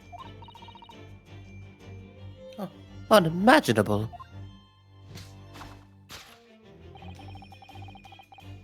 The aftermath of which can be seen clearly by observing the carpet over there.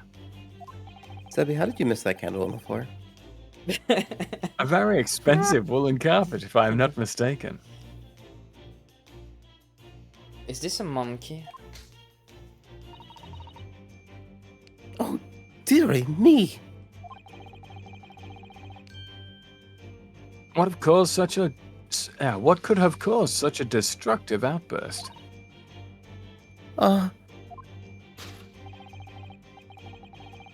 This time, madam, I'm afraid it is you who has inadvertently revealed the truth to me. Your wandering eye has settled upon the answer very neatly indeed. Yes, to explain the dire state of the carpet, we need only look at the Tower of Cakes. Oh, There is no creature more dangerous on this earth than a beast with an unsatiated appetite.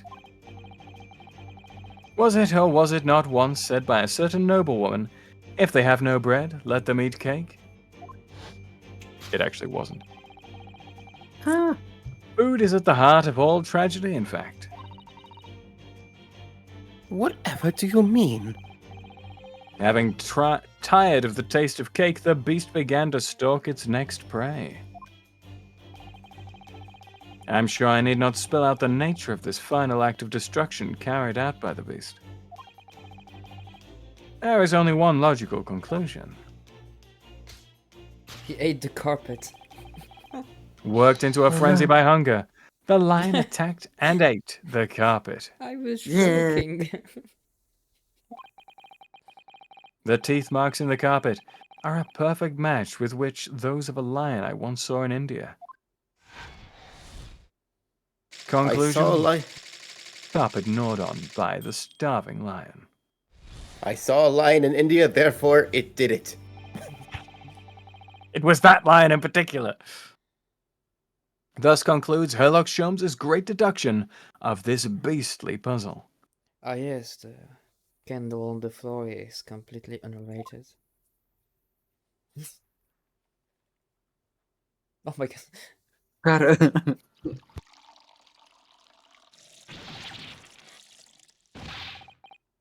What is the matter with you, Joan? You're pouring scalding hot tea all over me! Oh, I'm sorry, Mr. Garadab. I'm afraid I didn't notice. My deductions can be startlingly sharp. Stands to reason that your cup runneth over. Indeed, my revelations can make people spill tears at times too. Oh, Mr. Sholmes want me to kick in again, but could I make an observation? The case. My, certainly, Mr. Naruhodo. What is it, again? Were your predictions just now? Do you really think a lion could have fit inside a room of this size?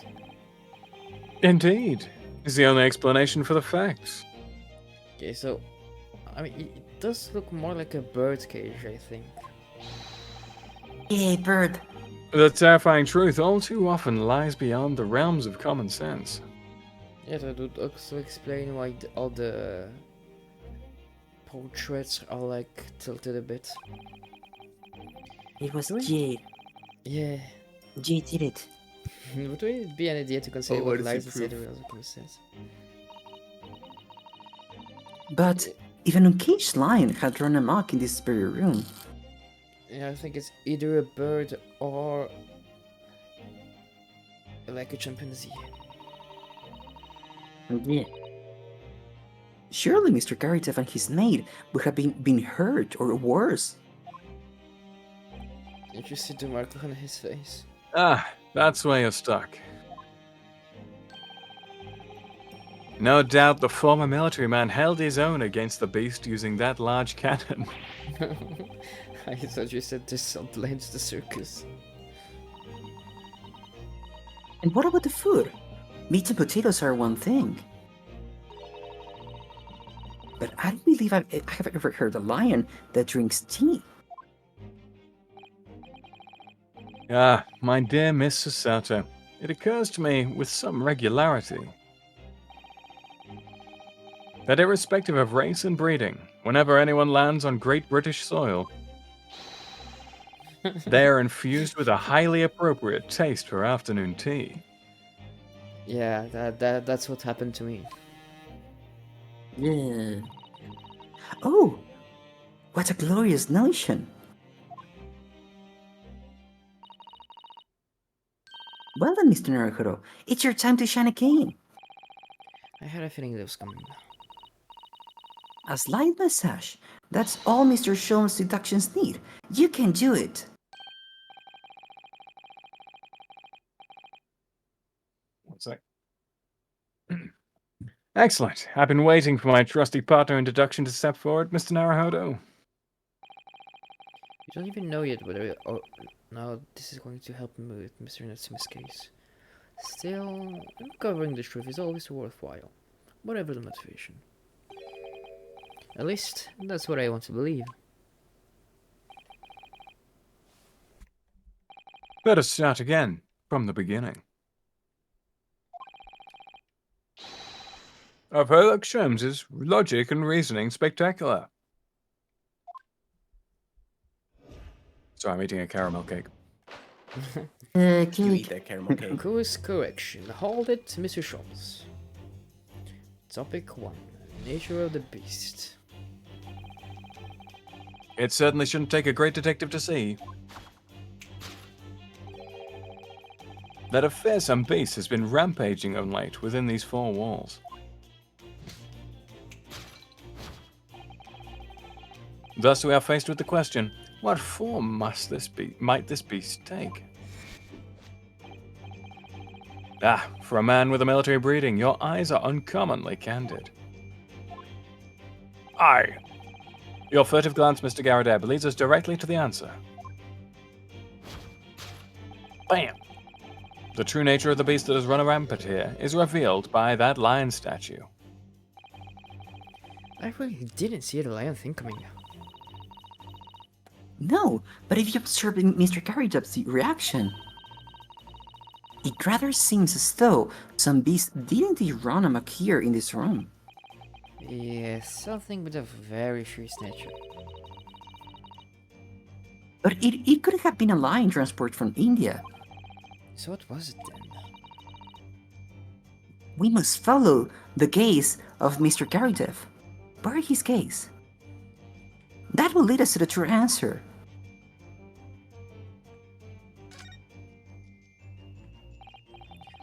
Well, this is the lion statue that Mr. Sholmes picked out. Yes, I wonder. Perhaps if you did live with a lion, it would prove to be a rather sweet companion. It's a little kitty. I think that's like a mouse trying to tell its family that the cat around the house is sweet. I suppose it is a bit of a flight of fancy, isn't it? Anyway, the beast we're looking for is something else. Let's have a good look around.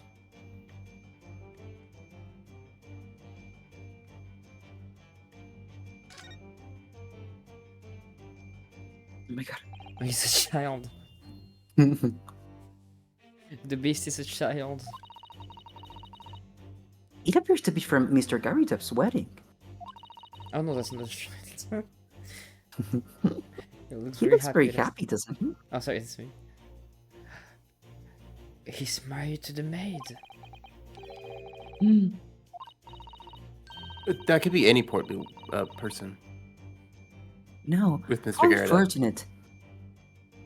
Something must have struck the glass directly over the woman's face. It's Natsume. Yeah.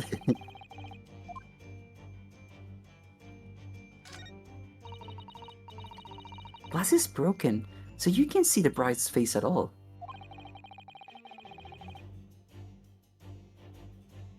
Oh, but no amount of glass could hide the woman's plump form. Powerful, but be kinder than plump, Mr. Naruhodo. Yes, she certainly looks that. There's a lot of horsepower. Never had a please. Not someone you want to upset at for sure. Oh look, have you noticed her wedding ring? It's very large, isn't it? Yes, that's an unusual design. It looks like some sort of embellished sunflower.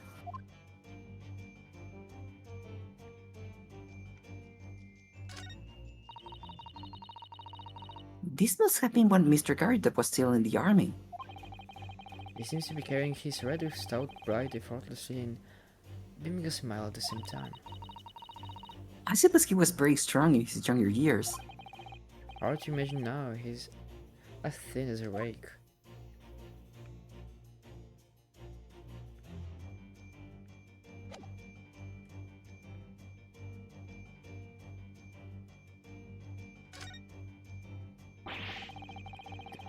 These are the shells for the can, are they? What a strange place to keep them. I imagine they have some significance to Mr. Garitov from his time in the army. Ah, of course! He mentioned the battle to us before, didn't he? Do you remember? He said that he'd been shot in the knee. Perhaps it was one of these that hit him? Jesus. If I want that size had hit his knee, there'd be nothing left of it. Or Mr. Gardeb for that matter. Mr. Shells has a person slipper, and this man has bent shells. Perhaps it's customary in Britain to display, well, rubbish on the mantelpiece.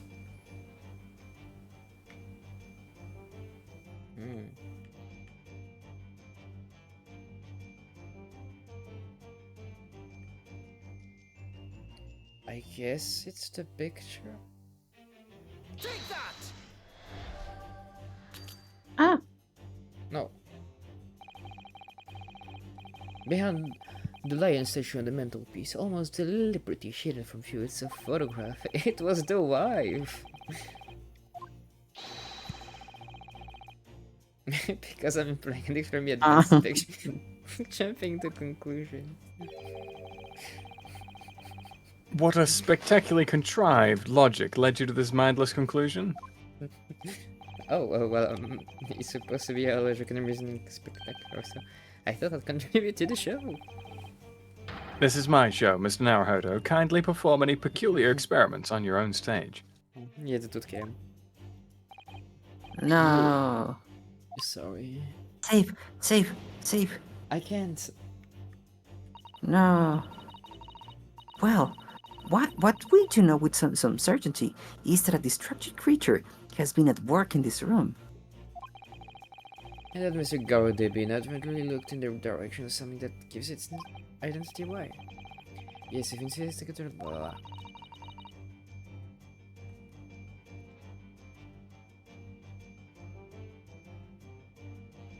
What did Mr. Gadget turn the It's here somewhere. We simply need to find it. I thought that maybe the can thingy was stupid, but I guess it is this. No? Wait. I missed something? With the better wooden metal accompanies the cannon. But war is good for nothing. It brings only destruction. Something we must all strive to understand. That deduction was wanting in every way. I love that there's a unique message for every wrong answer. Yes, I also need you to hear it. I'm quite proud of it. I find myself wanting never to have heard it. I'm quite pained by it, in fact. Oh, sorry. I'll try again.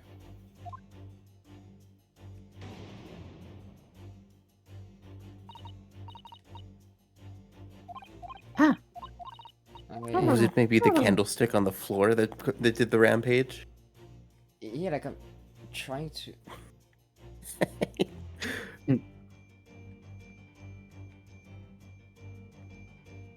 Have you... One sec. I'll be completely honest, I thought it was supposed to be the photograph frame.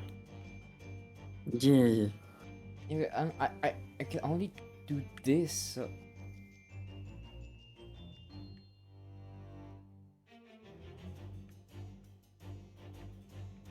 I am confusion. I'm actually really surprised that the badge isn't even, like, an option. Yeah. It's so prominent.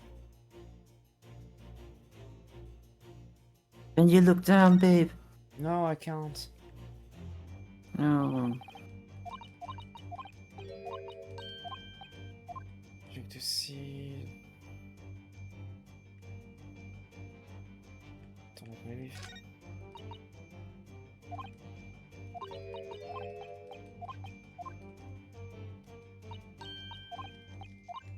I'm back. Bean is off right back. Yeah. He wants me to get them a towel. Oh, Try to show the wife. shadow. Yeah. Well, let me see if I can. Oh yeah, actually, Yeah. Her look. Hey, dumbass, that's not it.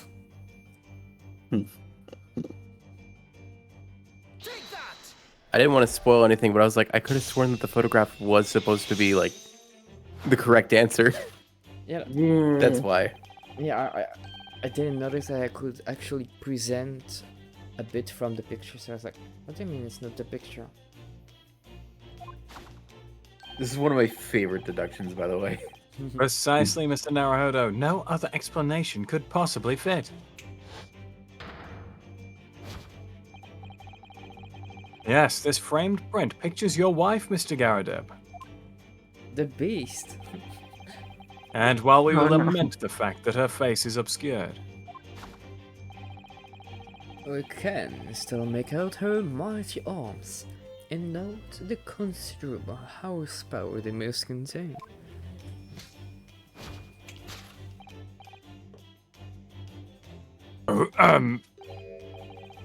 Indeed, surely any woman of such powerful constitution would be honored to be described as a beast.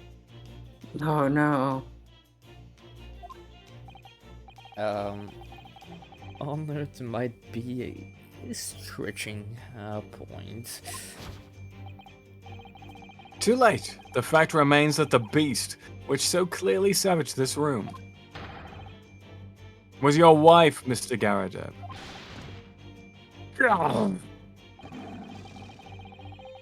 The chilling traces of a wild rampage are still very much in evidence.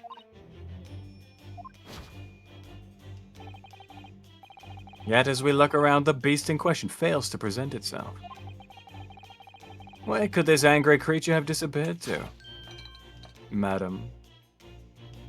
I love how her face cheeks have like jiggle physics. Yeah, her cheeks got Yeah. jiggle. Yeah. Me?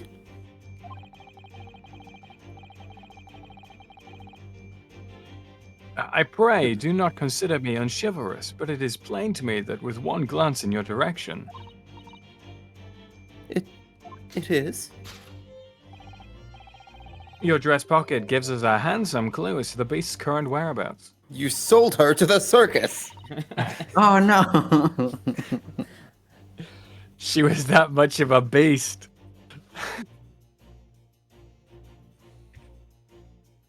Woman, you are n- Poor not fragile, the- defenseless woman is beside herself. And Woman. sending thingies to the skelly. Yeah, you're not the clown, you're the What? entire What? circus. Oh, it's not even something important. You're just sending me a skeleton dancing. What?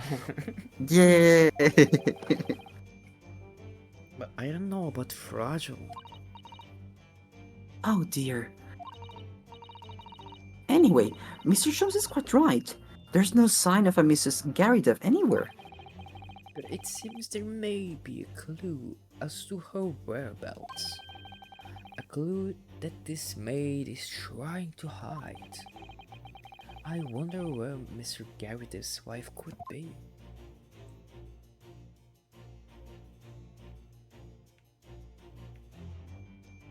Stop looking at her ass. No, I'm trying to, to click on the pocket.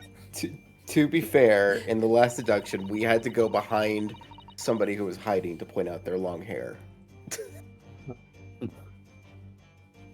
But also, Sebi, you shouldn't do that. It's just that all that talk about cakes, you know? That certainly does appear to be a circus handbill poking out from her pocket. Batty's Circus, currently performing shows in a park not far from here. You don't think? Sure, Mr. Garadeb is his wife to the circus. Mr. Naruto, how could you even think such a thing? I was only joking. Besides, I would have gone with, do you think he fed her to his pet lion? That's somehow worse.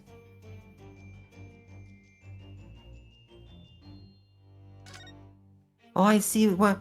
Oh, No, I saw it too. I just want to do the other things first. For more lore. Too tightly shut eyes to avoid even the chance of a giveaway clones. pursed lips to prevent any secrets from slipping out. Rounded cheeks to deflect any abuse that might be heard her way. Oh no. Yes, this is an unnervingly powerful woman, Mr. Susano.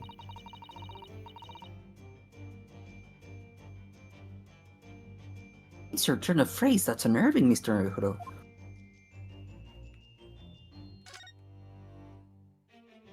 Tea. What a charming little teapot, and it's in pristine condition. Jill has been pouring some deliciously fragrant tea from it for Mr. Garydev, hasn't she? Well, not so much for Mr. Garydev as on Mr. Garydev. What did you say? I wouldn't dream of drawing attention to it. Ah, yes. Wait. Oh. Oh.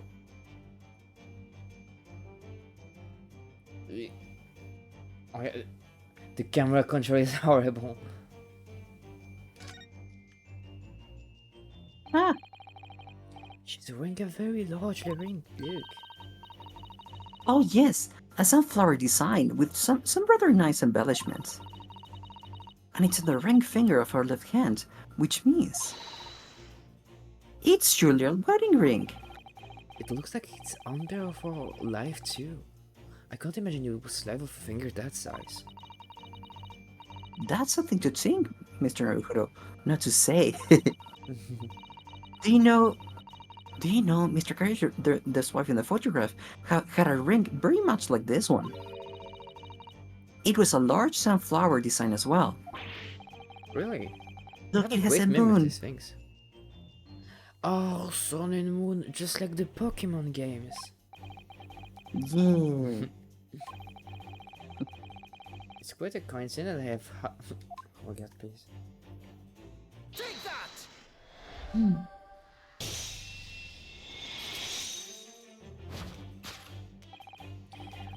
Your wedding ring gives us a handsome clue as to the beast's current whereabouts.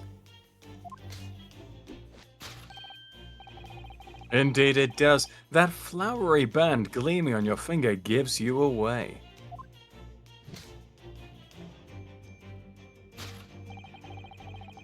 For it is identical to the one shown on the hand of Mr. Garadeb's bride in the photographic print. In other words, you are no ordinary household mate. No. You are Mr. Garadeb's lucky bride. You are Mrs. Garadeb herself. Oh my word!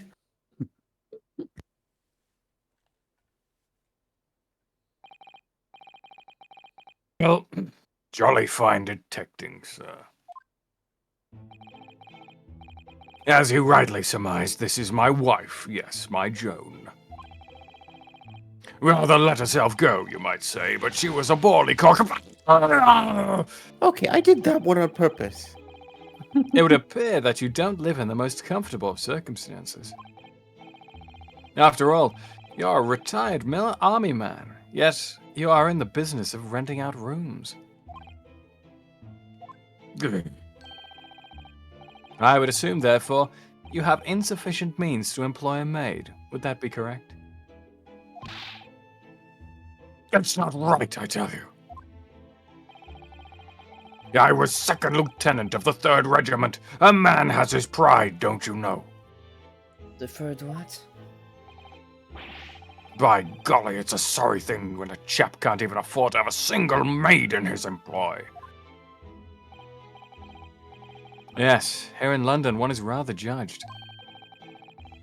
A household cannot be considered worthy of society if it employs no staff at all.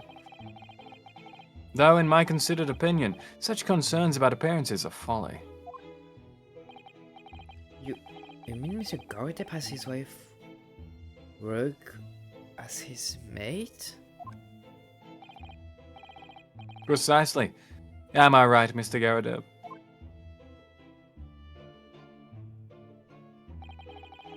Only in company, obviously. But listen here, this must remain a secret. tip-top secret, please. Conclusion. The raging wife for Mr. Garretib. Topic 2. Oh no. Trumps, please. No, not Mariah. Yay! Oh no. Yeah. Now, Mr. Garadeb. It is plainly clear that you still have deep feelings for this formidable beast. Oh. Indeed. In that blithe pose, the distress this loss has caused you is veritably tangible. But Christmas is less than a week away. Christmas. Just a week away. Can you believe it, guys? I'm so happy with this information. Woohoo! Just a week away. Christmas. Your head weighs heavy on your shoulders, the pain you feel being revealed by that supporting arm. Mr. Shums is quite something. He's still calling Mr. Garretib's wife a beast. Yes. Maybe she's a furry. As a woman, that feels rather uncomfortable. But Mr. Garretib is standing beside her husband as we speak. In other words, he hasn't lost his beloved at all, has he? Oh, how true! So perhaps that supporting arm that seems to be propping up his head has some other significance then. According to Mr. Shums, Mr. Garretib's pain is tangible though. What could that pose of his really signify? It's the pipe. The pipe! Yeah, like the station, the pipe. That's a very large pipe, isn't it? Yes, anyone who has something that size hanging out of his or her mouth on a regular basis is sure to have a serious chin like Mr. Garretib. Oh my god, this. I keep getting interrupted by Mariah. But what's that with that white binding around it all about?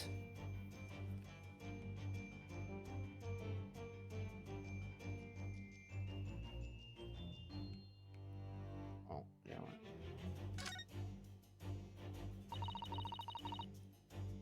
Mr. Garretib certainly looks glum. According to Mr. Shaw's deduction, that's because he's having to endure the acute pain of losing something too dear to him. But we know that he hasn't lost his wife. So that means there must be another cause for the pain he's suffering.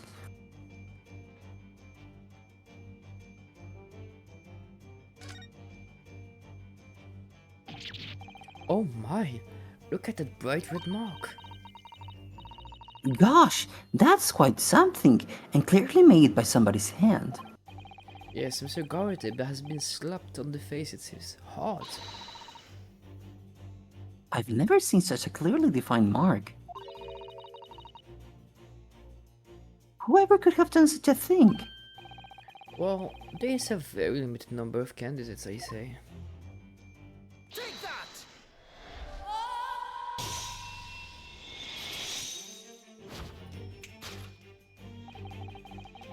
Your head weighs heavy on your shoulders, the pain you feel being revealed by that slapped cheek.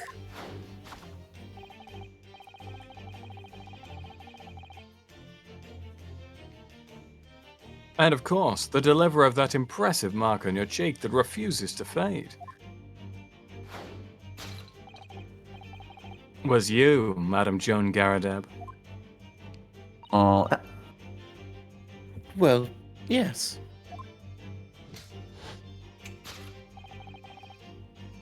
You have been desperate to hide that slap mark on your cheek, sir.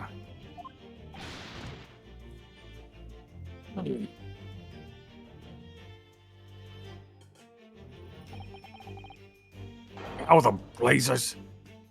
How did you work that one out, man? Nothing escapes the notice of one trained in the art of observation, my dear fellow. So you haven't looked directly at us. even once. To keep your other side from view.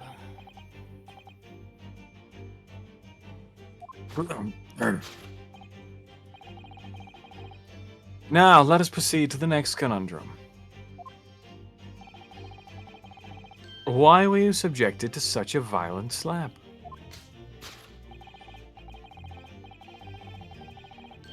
In other words, we must ask ourselves what caused Madame Garadeb the Beast to fly into a rage.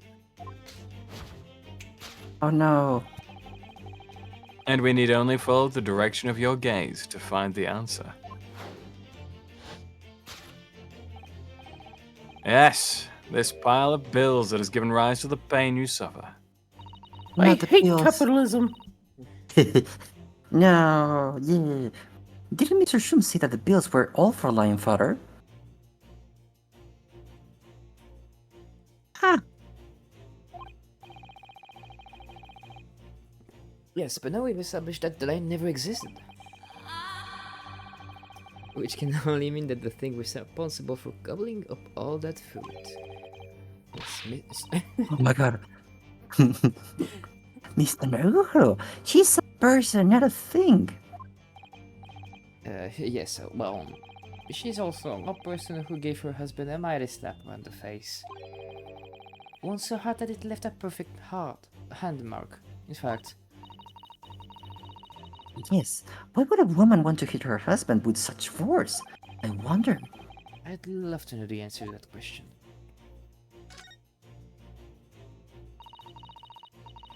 Looking at all these fields, it certainly amounts to a great deal of food. Meat and potatoes, by the cartload, wasn't it? Well, looking at the two of them, you can tell immediately who is Lion's Shane, yes. Naruto, please. Oh. Well, at least we're not longer talking about an actual lion anymore. Oh my god. Look, babe. Yes. Someone must be reading this book at the moment. There's a bookmark here, look. Mr. Garrett is clearly an avid reader. Oh, wait a minute. Hmm. I don't think this is a bookmark. Oh no, so it isn't. It's a note written in a woman's hand. Oh, James, I love you. Yours, Mary. And looks like there's a signature here. Lip marks made with lipstick. Oh, what a passionate and romantic gesture. Don't get any ideas to Sarah-san. Oh dear, I'm sorry.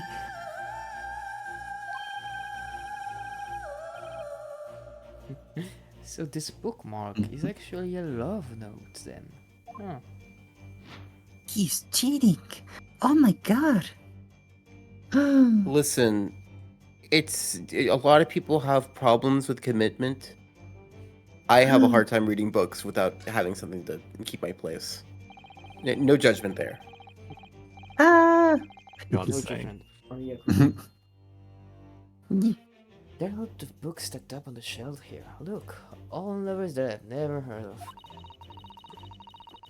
It will appear somebody has purchased them all from a second-hand bookshop. Yeah, poor Robotus, he's getting hunted by Maria. Yeah, Maria. I wonder if there's like a way to put Maria and like the alerts onto the... Please don't. Please don't. I don't need that. You don't need Mariah. Yeah. Yeah.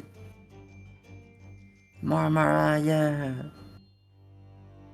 It's probably the last stream, so Mariah is going to retire after today. No, she's going to be frozen. Even appears somebody has purchased them all from a second-hand bookshop. I think Mr. Garitev is something of a book lover. The lover is the book. It's a fictional character.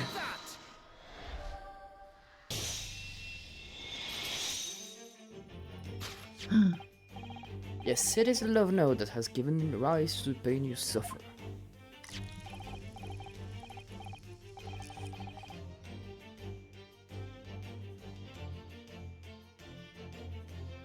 It is Skelly. Where's the Skelly? Oh, sorry. Jones is just trying to read it. Ah, He just realized he can't read. oh, James, I love you. Yours, Mary. Passionate indeed. Thank you, Mariah. Yeah. Perhaps the sender of this note, a certain Miss Mary, is the fly in the ointment here. Oh my god. No. I don't know the Bali woman. You don't know her? That note wasn't written to me. It was just in the book. I don't know how it got there. It was just in there, you say? That's right. That's what I've been saying. A likely story. Now listen here, Joe. I nearly called her Jade. Joan, old thing. I explained at the time. God, I wish I were in a dysfunctional relationship like this. I bought the book at the second-hand place. But that note must already have been in there. So the previous owner of the book was using the note as a bookmark, you mean? That's right. That's what I've been saying. A likely story. For heaven's sake, woman, look at the name. It's written to James. My name, in case you'd forgotten, is John. A likely story. Are you questioning my name now? Oh. And there we have it. Arouse the suspicions of the female heart, and you unleash a beast with most ferocious bite.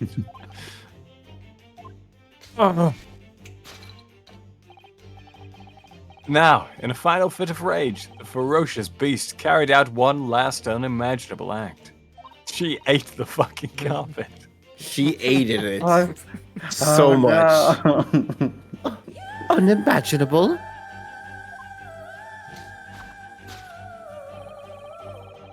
The aftermath of which can be clearly seen by observing the carpet over there. A very expensive woolen carpet, if I'm not mistaken. Oh, dearie me. What could possibly have caused such a destructive outburst? Oh, This time, madam, I'm afraid it's you who's inadvertently revealed the truth to me. Your wandering eye has settled upon the very answer very neatly indeed.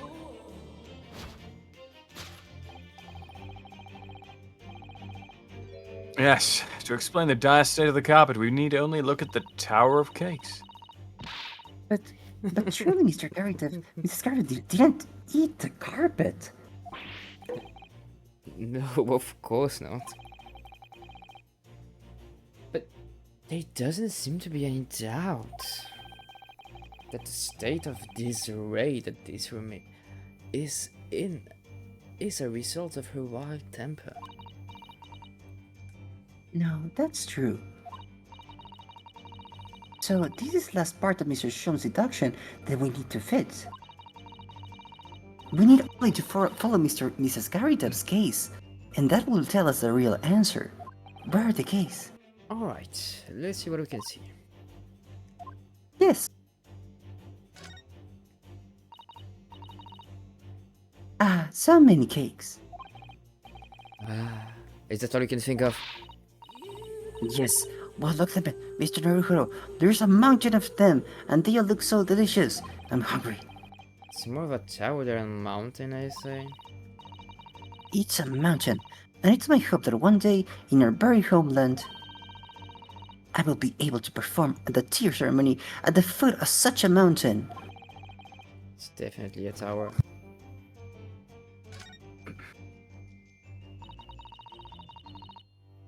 This is an advertising handbill for the circus. This circus, it's in the nearby park. Isn't this the same as the one we saw earlier? The one that was folded up in Mr. Garrideb's pocket? Perhaps you're very great circus lovers? It couldn't be that Hungry Lion is somehow involved again here, could it? Oh dear, I do hope not.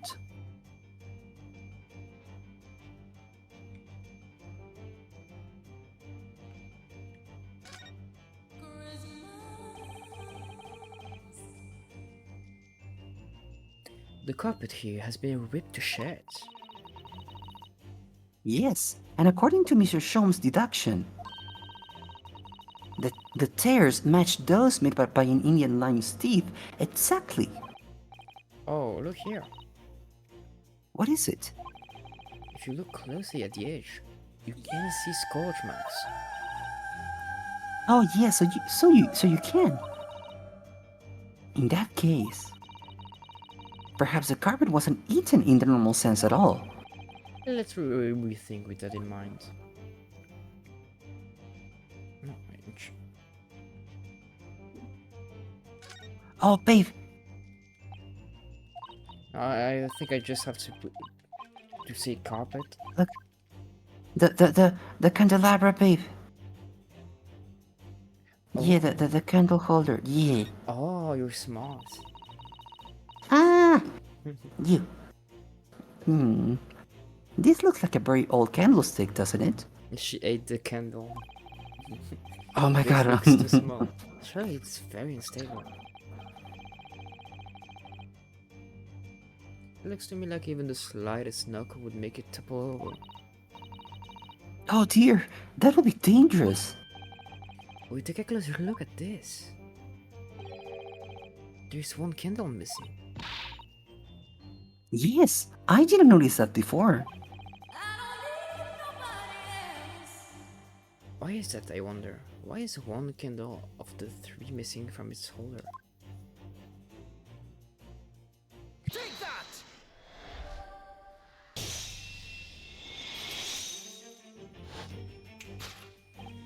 Yes, to explain the dire state of the carpet, we need only to look at the candlestick.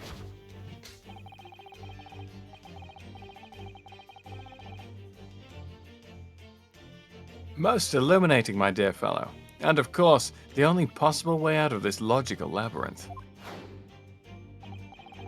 Yes, the remnants of a ferocious attack in which the carpet was devoured are clearly visible.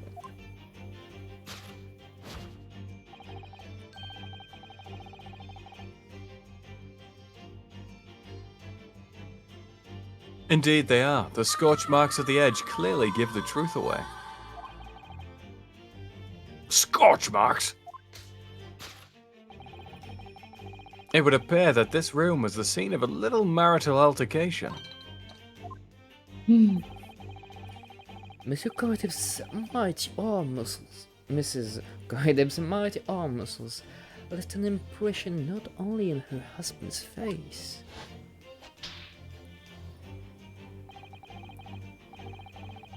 But on the entire room. The force of a strike caused a candle to fall from the holder. It's a fucking anime character. It's like wind blasts across the room. It's just Our like, power level is without parallel. And in seconds the carpet was alight, and the whole corner of the room in flames.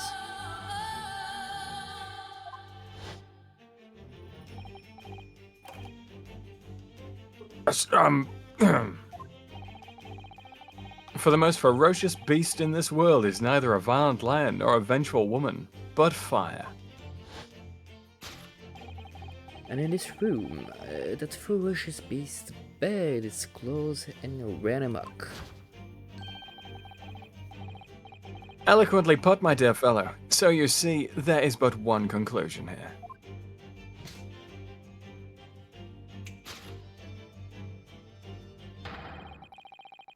After the After the sparks of marital discord flew, flew. No, the room was we the supposed, yeah, we're supposed to say it at the same In unison. Yeah. I tried. It's okay. This room was the scene of a Was fire. the scene of a fire. Of a fire. A fire. Yay! Arson!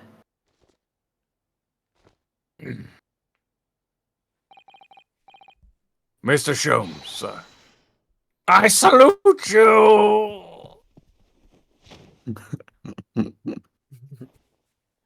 Oh my god.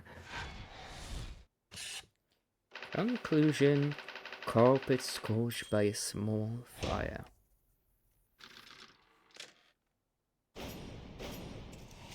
Yay! We did it!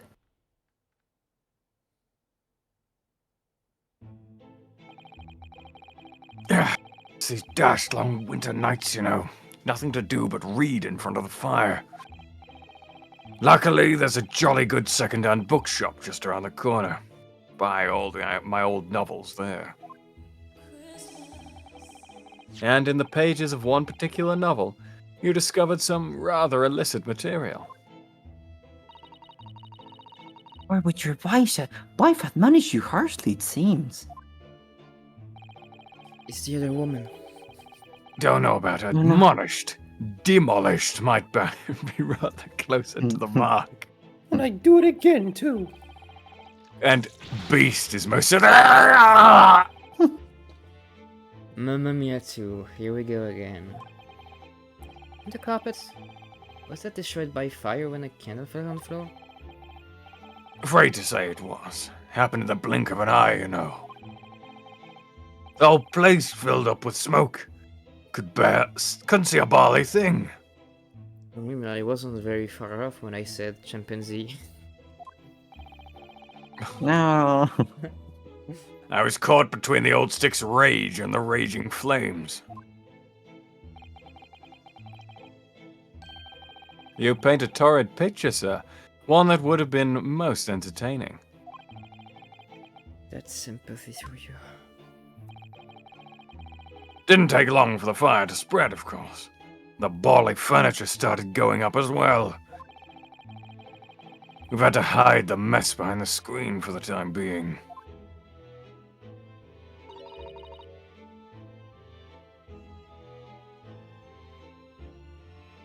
Baby. Oh, over here, Mr. Gardev. He's fucking sending me a DM again. Yeah. It's very important. Yeah. He just sent me, no. What? Yeah. I sent him a gif. I sent him a gif of a sad skeleton ages ago, and he's just sent me, no. Yeah. Well, you have nothing more to hide now, if you'll allow me. There is a glitch at the window. There's like a What? weird square on the bottom left. Are you sure that's No, not no. just a protrusion of the building? No. There's clearly a glitch. You're talking like behind the glass panel, right? Yeah.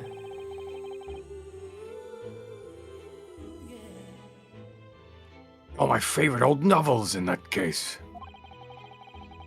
But as soon as the fire got a hold of them, that was it. Whoosh, up in smoke. Gosh. Then the wife started hurling things at me. What a terrible sight it must have been. There I was, backed up against the window, under heavy enemy fire. Incendiary bugs incoming 10 by the dozen. Oh no. Worst of it is, I lost my favorite. Book called The Lion's Pride. The Lion's Pride. Ah, yes, your notorious love of big cats coming through again. I assure you, the title didn't influence my choice in the slightest. So the poor man really did lose something dear to him as a result of the ferocious beast of nature. Mrs. Shum's deductions turned out to be correct once again. It can only be described as a great British wonder. Yeah, it is scary. I tell you, it was total carnage. Flames everywhere and the old stick in full fettle. Out of interest, what time of day was that? Not sure I can remember. It was 2 days ago now. Let's see, around 5 o'clock, I think. So at exactly the same time, as a terrifying incident was unfolding outside your window on the street below.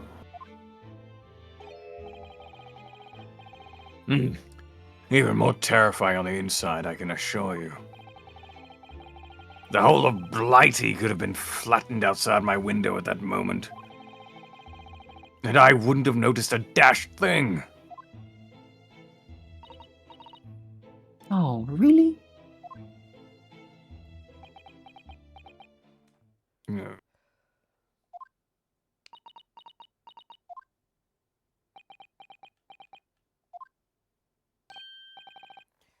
Mr. Shrooms? Yes, Mr. Naruhodo. What can I do for you? Well, I think we've got to the bottom of Mr. Garrett's situations now.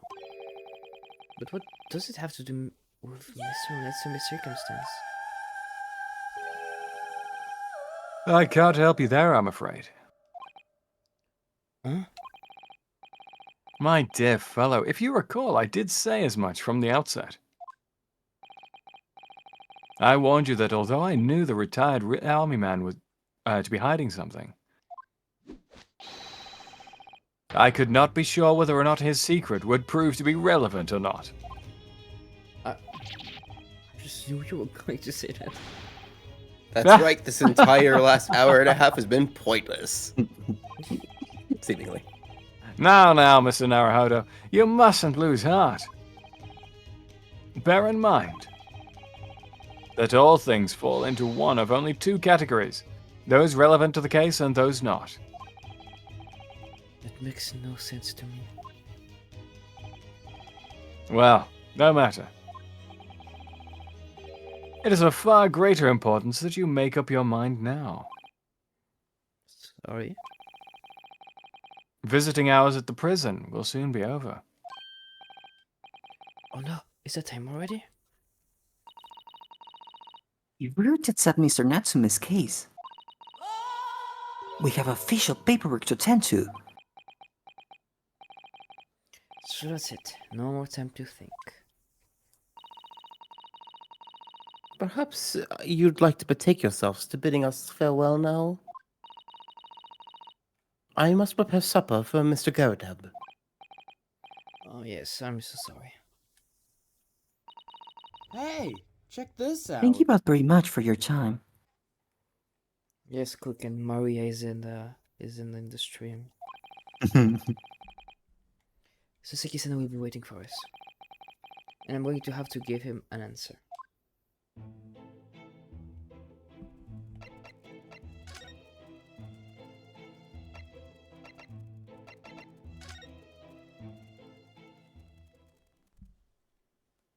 You go to Natsume's room to wait for him to tell him.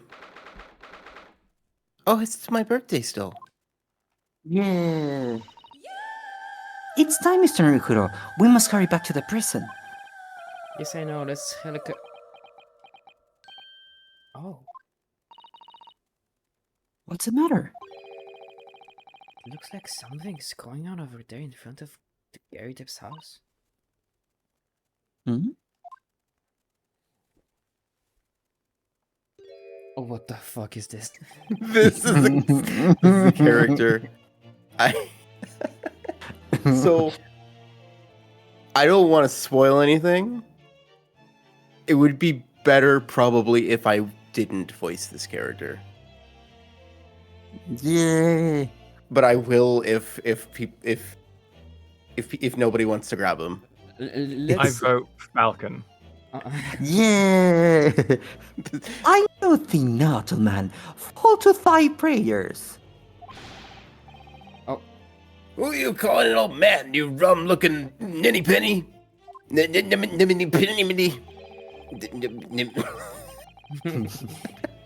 There are more things in heaven and earth, Horatio, that are dreamt of in your philosophy.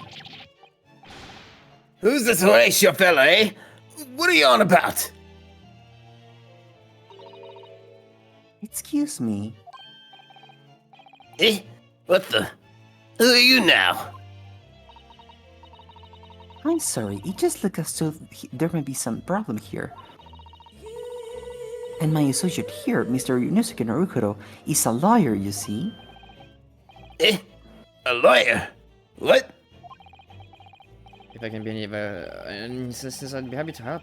I'm from Japan, but I've studied English law. The character of all time. Fine. I'll be on my way for today. But you mark my words. This ain't over yet. It's the Janari. Do I look like a blooming nun to you? Yeah. Can you make the voice even more gay? I'll try, babe. I do hope Please you're ham not this guy up. injured. Please go as crazy as you can. Oh, for Easter Maiden, the are gentle. Thank you. Perfect. Perfect. You Tommy guys was heard a so difference? That's how proud. fucking sounds to me. No. Me too. What was that all about? No. There are more things in heaven and earth, Horatio, than are dreamt in your philosophy. I'm not Horatio either.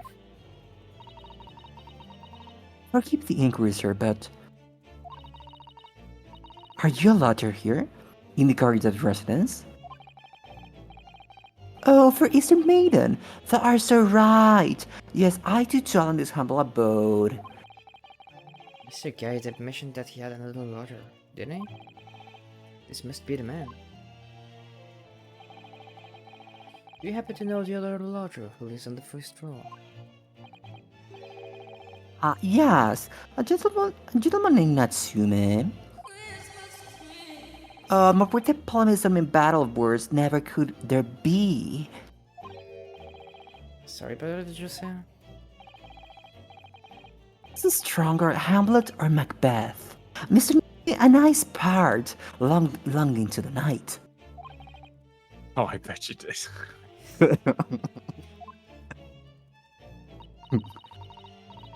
I don't fully understand, but it seems Mr. Natsume and this gentleman are acquaintances at least. So, fair maiden, so good gentleman. I can't tarry here no longer. Fare thee well. And we never saw him again. I didn't really understand him, but I think he's returned to his room. It seems he's unaware of what's happened to Mr. Natsume, so he can't really help us. With Sasaki-san and Batman as lodgers, the Garrett houses were certainly full of eccentrics. Anyway, I'll go find the carriage. Yes, I'm sure Mr. Natsume is eagerly waiting our return. Let's hope we can get the present too, before visiting hours are over.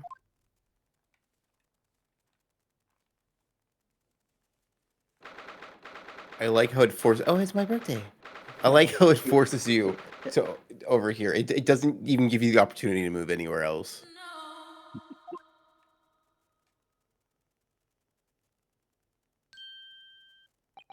He just twitched for a second.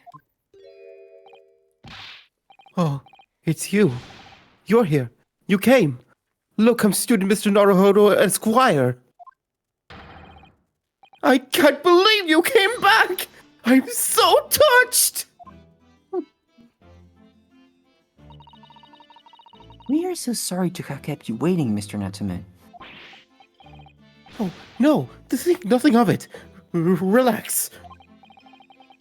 If I were a cat, I would purr with pleasure at the company of such fine compatriots. noble, nurturing, never falling, Nipponese! Oh, now let's not get carried away. Is that Zayon? I think this is Zayon. His character we know very well. Yeah. Oh, I quite agree. There is nothing more reassuring than the familiarity of one's native land. On the other hand,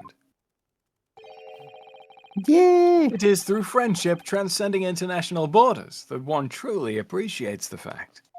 Yeah. Such is my belief, at least. Why is he here? It's yes. It'd have been even it's you. if he had been somehow inside the cell. Yes. The miserable, rotten spy, Hairlock Sholmes. I love how he poses like, yes, it's me. That's me. Yes, it is indeed me, Hairlock Sholmes. H-O-T-T-O-G-O. Someone locked me up. Mr. Sholmes, what are you doing here?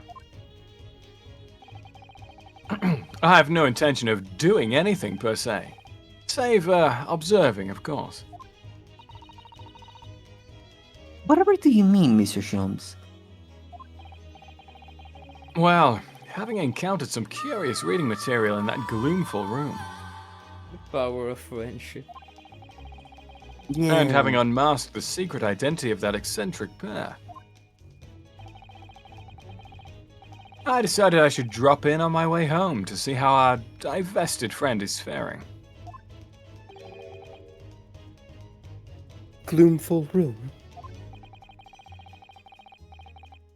At least your accommodation here offers a window, my dear fellow. In that sense, it's the superior option. Anyway, I must commend you on your taste in books. My day has been a delight and cost me not a penny. Oh, you! How dare you, Hairlock Sholmes! Oh, I've had it. I'm through. I'm at the end of my rope. I should never have come to Great Britain. It was a terrible mistake. Yeah, fair. No. You beat me to the joke. Show me How do you think I feel? I have to fucking live here. I'm stuck here. Haunted by spirits in those accursed lodgings. No doubt my luck will be cursed in tomorrow's trial as well. My whole life is bedamned! What are you thinking, Mr. Naruhodo? He mentioned that once before, didn't he? That his lodgings were cursed, I mean. And there is much truth in Mr. Mustache's words. Huh? Cursed is a wholly appropriate description, I would say. Have you smelled the place? For the man's lodgings and indeed for tomorrow's trial.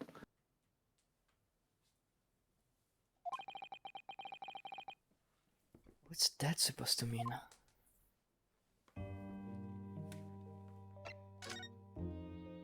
Please don't show me you. I just assumed you were gonna go straight for the badge again. We already did it. We found this receipt in your room, Sir Summer. That's right. I went out to buy some new old books. You old. Isn't it like... And it was on your way back to your room that you saw the one man being stabbed? She's dead, I thought to myself. She's dead! My mind went completely blank. But before I knew it, I was back in my room, trembling like a leaf. The bookworm hoping to worm his way out of a bad situation. Mr. Naruhodo, please do be careful not to think such disparaging thoughts.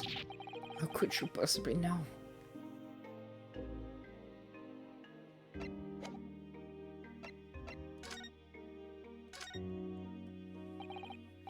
Mr. Natsume, what did you mean by what you said just now? About the trial tomorrow being cast? Oh no. Why are you looking so grave? You're making me nervous.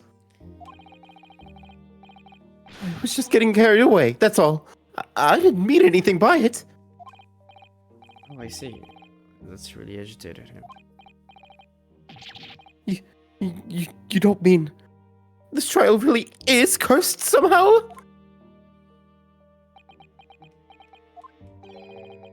Are you referring to the prosecutor, the Reaper of the Bailey? Scary. The Reaper? Oh no, what do you mean? Please, tell me! Summarize it succinctly in 16 salient words!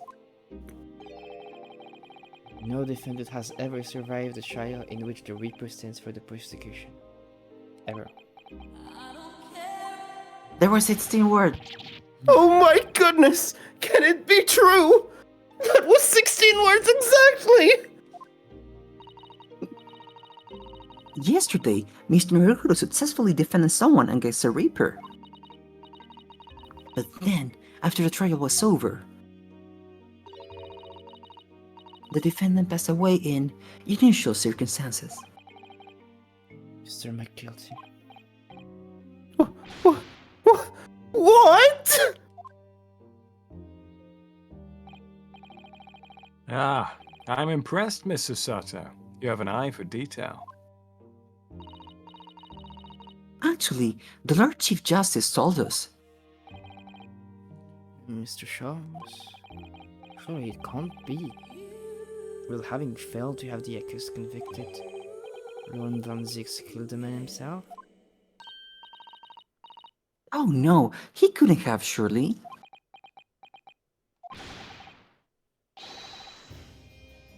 Some wonderful notions. Sorry? The man isn't a mass murderer. He's a court prosecutor, my dear fellow. Oh yes, why? Of course he is. Oh, of course he is! Then why are you trying to scare me? It could be said, however, that the real truth about the man is even more terrifying than your hypothesis.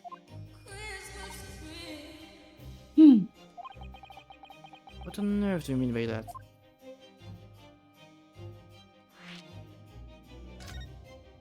Why are you asking me about that? Van Zix is quite an exceptional man. However, in London courts of law, exceptional does not equate to winning every case without exception. Aha! That's good. Suzuki-san's look like he's going to cry tears of joy. As you are no doubt aware, in a British criminal trial, there is both a judge and a jury. The judge officiates based on the letter of the law, whilst the jury offers public opinion and common sense. Falcon, stop DMing me. It is an excellent system whereby the defendant's guilt is considered from several points of view. However, public opinion in particular is somewhat easily manipulated. Right. Criminals, and corrupt lawyers for that matter, can use it to their advantage. By any means at their disposal, contriving evidence, calling imposters as witnesses, and so on. Dum dum dum dum. By such underhanded means, those who would want to are able to sway the jury. Which means that even in the light of irrefutable evidence, the prosecution can fail. But it means the wrong verdict can be passed. And sadly, is from time to time my... Jade! My dear madam, it's simply the reality of the situation.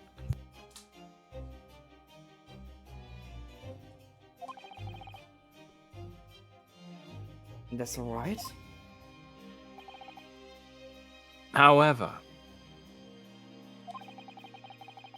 Those indicted by Lord Van Zeeks cannot escape justice. Their fate is sealed. Why, Sebi? Yeah. Oh my.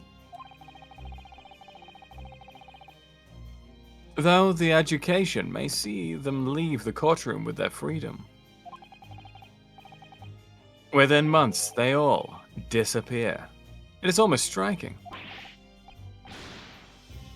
Disappear? But how?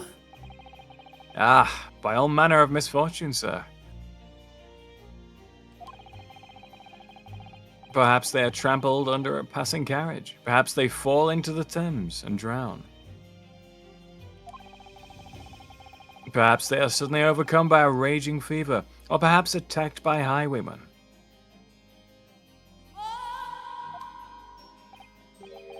Oh, no. All examples of the reality of events here in London, I'm afraid, Mr. Naruhodo.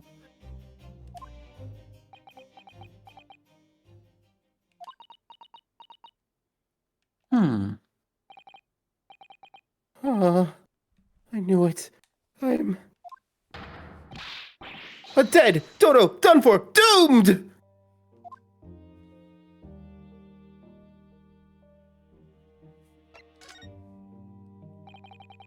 When you said accursed lodgings, before you were referring to your room at Mr. Garridev's house, I assume? Do you mean to say you believe the place is cursed? It's been a year now since I came to Great Britain. But I'd only been in London a week before I started to notice strange feelings in myself. That didn't take long then. Everywhere I looked, there were foreign faces staring at me, laughing behind my back.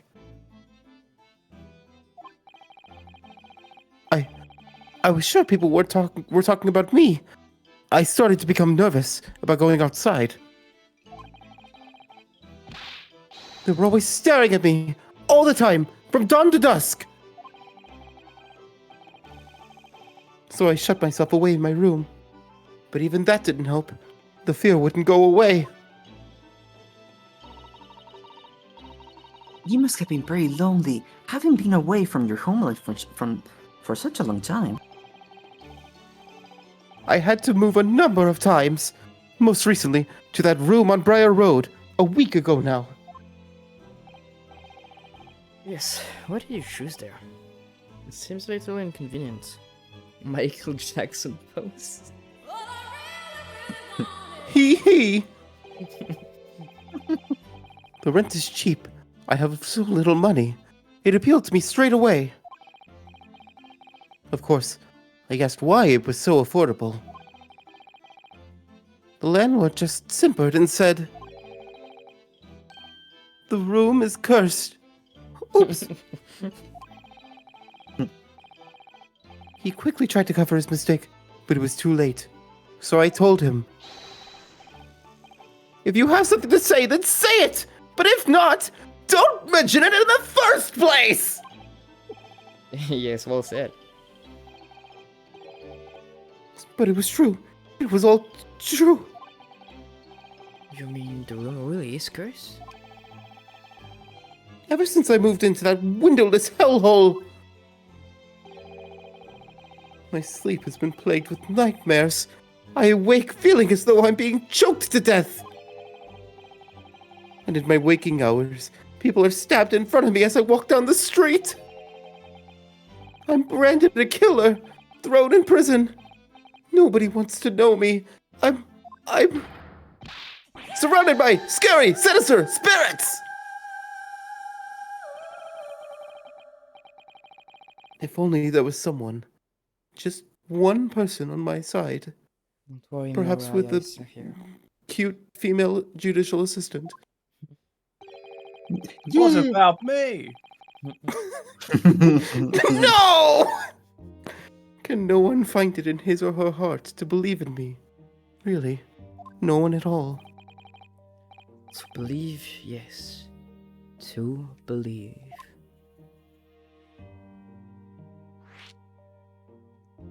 To believe or not believe? That is the question. Please believe. Me, Mr. Naruhodo, pray, what can I do for you? It's about a case on the SS Burial, if you recall. The Burial. Ah, that case. The one with the snake. Well, yes. At that time I was a suspect, but you believed in me and listened to my side of the story. And you helped us to investigate. I did I? Interesting. What I want to know is why? Why did you believe in me? I see, yes. You mean... because you were a grimly dressed, shady Eastern fellow found with the victim in a locked room? Well, if you like, yes. I'm a little surprised that the answer requires explanation, my dear fellow. It's quite simple, really. You said, I didn't do it. You could have been lying. Sure, you must have had your doubts. You must have suspected me a little.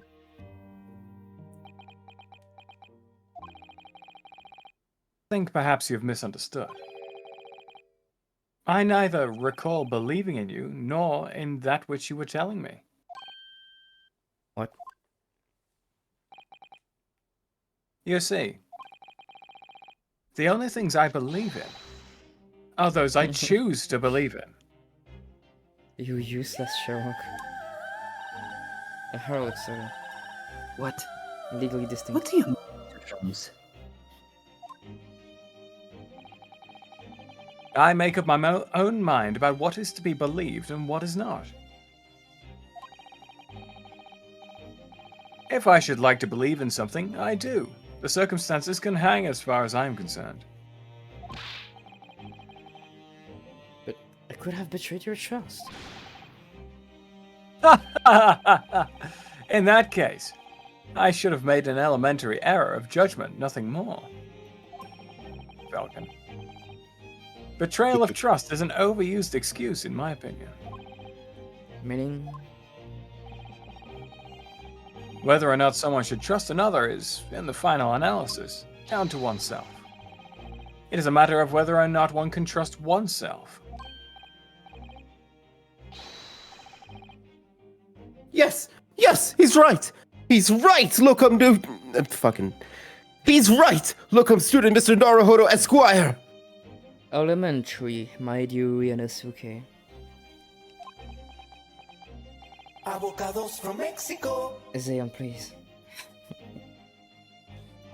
It wasn't even me. Oh, this time it was a redeem. The Oh, he said defense Zayon. Yeah, it was me. I did it. Avocados from Mexico. Yeah, Oh, wait. remember something.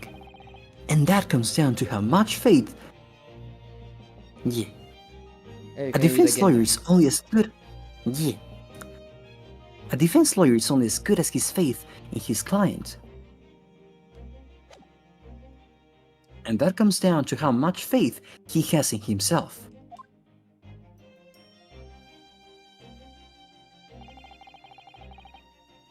You were so right, Kazuma Kiryu.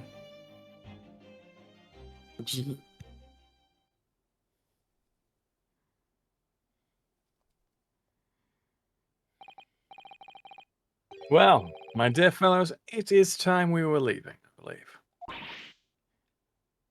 Ready? Visiting hours are over. The guard will be here shortly to escort us out. There is a restaurant near here that serves excellent trout. Would you care to join me? Yay, trout. Suseki Biak. I want trout.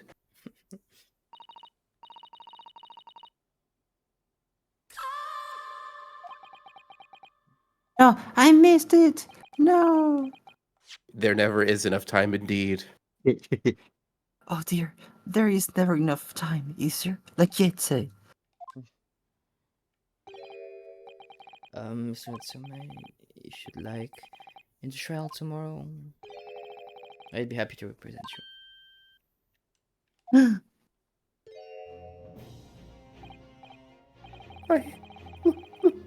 Look, student Mr. Naruhodo Esquire. As I said, I only experienced a British courtroom for the first time yesterday. And although the man I was representing was found not guilty, I lost sight of something crucial. Something crucial. What to believe in, defendant, justice, or the truth. How to believe even. But I think I finally worked it out. I decided I must believe in myself above all else, to trust my instincts. Yes, Mr. Naruhodo. Oh, I'm no, it's sorry. me. Yeah. I saw this short S name. I'm like, oh, that's Saseki. I don't know why they don't just call him Natsume. Yeah. And my instincts are telling me that you, Mr. Natsume, are innocent of this crime. And it's imperative that we prove that in court. Look, I'm student Mr. Naruhodo Esquire. I will fight for your innocence until the bitter end with every weapon available to me. So I hope you'll permit me to represent you tomorrow. Yeah. As I said when we first met, I'd like to entrust my fate to someone who will listen to me in my native tongue. Of course, Mr. What? Natsume. Let me just sneeze on you. It'd be fair to say, Mr. Naruhodo, that your mind was, in many ways, made up from the outset. You merely needed the events of today to fully realize it. Yes, I think you're right about that. It's been around about... Oh, it's a reference. But I got there in the end. They just had to get one more use out of that. They worked really hard on that animation. Yes? Would you be willing to stand by my side tomorrow and help me in court? No. Okay. Absolutely, as I said this morning.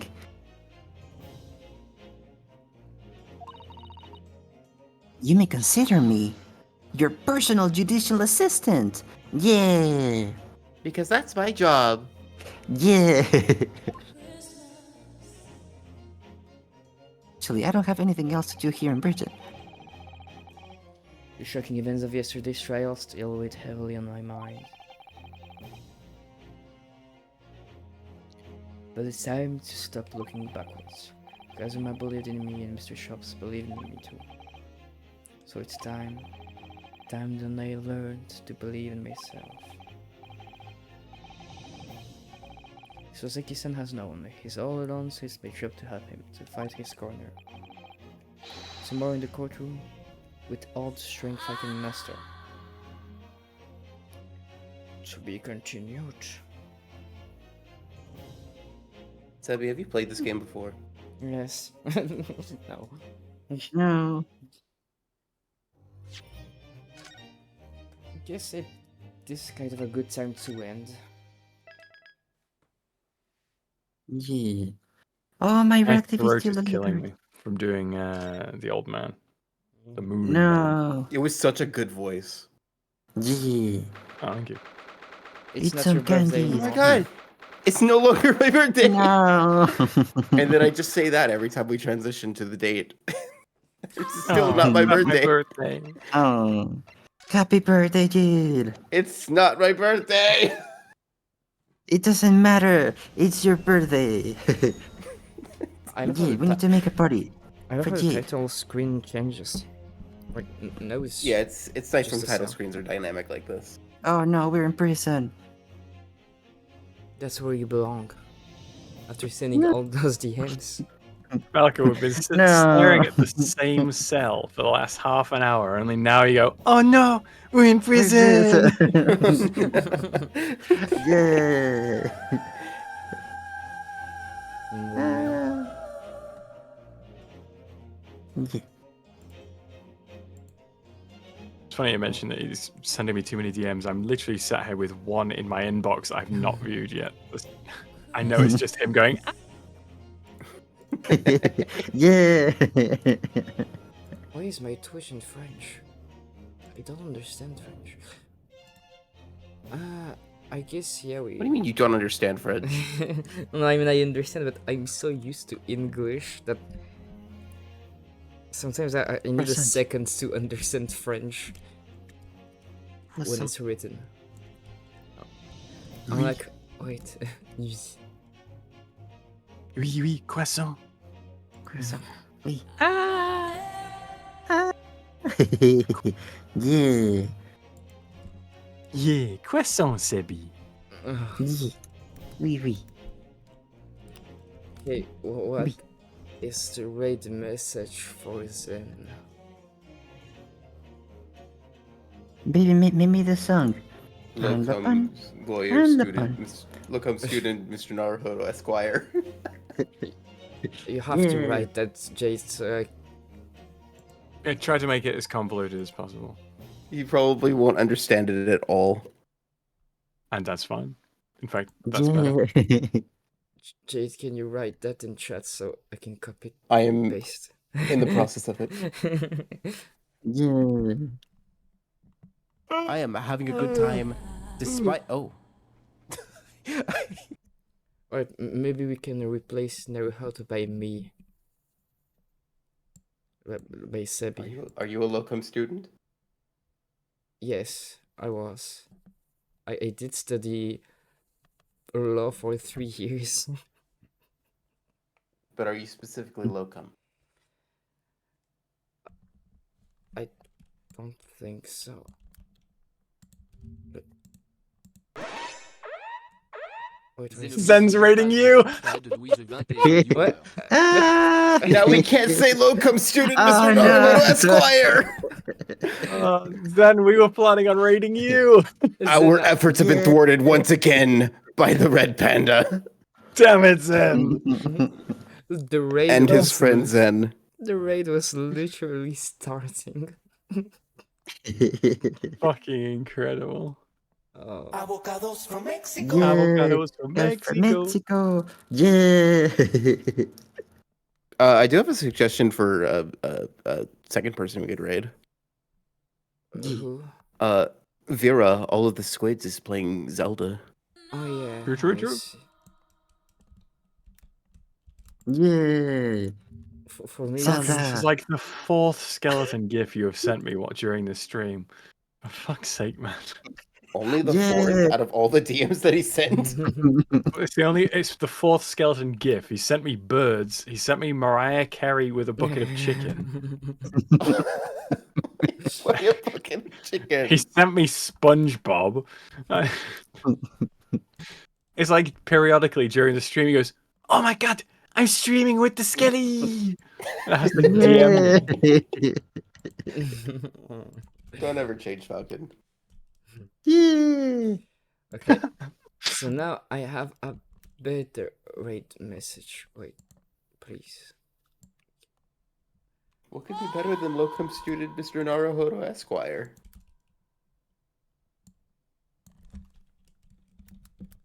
This. About to find out.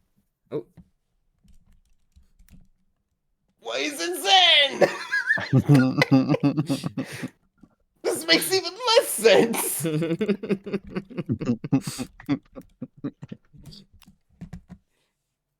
I mean, he technically is a locum now because he raided me instead of me raiding him. So That does not make any more sense, but I'm in. yeah, that's gonna make Vera even more confused. Okay, yes. Falcon, what the fuck is that? It's a bird. Yeah. Yeah. Oh, I thought it was a person like a red hoodie with a unicorn horn. No, it's I guess like Jade it's a said, bird. we could make like one stream where we just look at memes for 2 hours. I was joking when I said that. I mean, didn't you see how many people do like reaction videos? Yeah, but those people are already popular. Do I Nobody's look- gonna tune in and be like, "Oh boy, I can't wait to see what Sebi, Zayon, Falcon, and Jade say about this fucking meme." Yeah. I mean, you never know. Oh my god, I have to do that with bird videos. Yeah. Only bird. Spoiler Oh, alert! yeah. It's 2 hours of going. Oh my god! Look, bird. Look at the Yeah. bird, guys. Yeah. only birds. Yeah.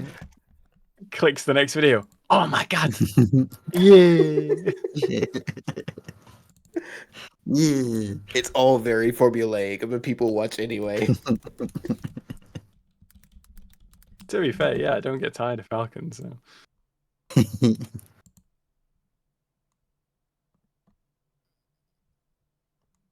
I've got the raid message copied. Okay. Oh, thank you, Mariah.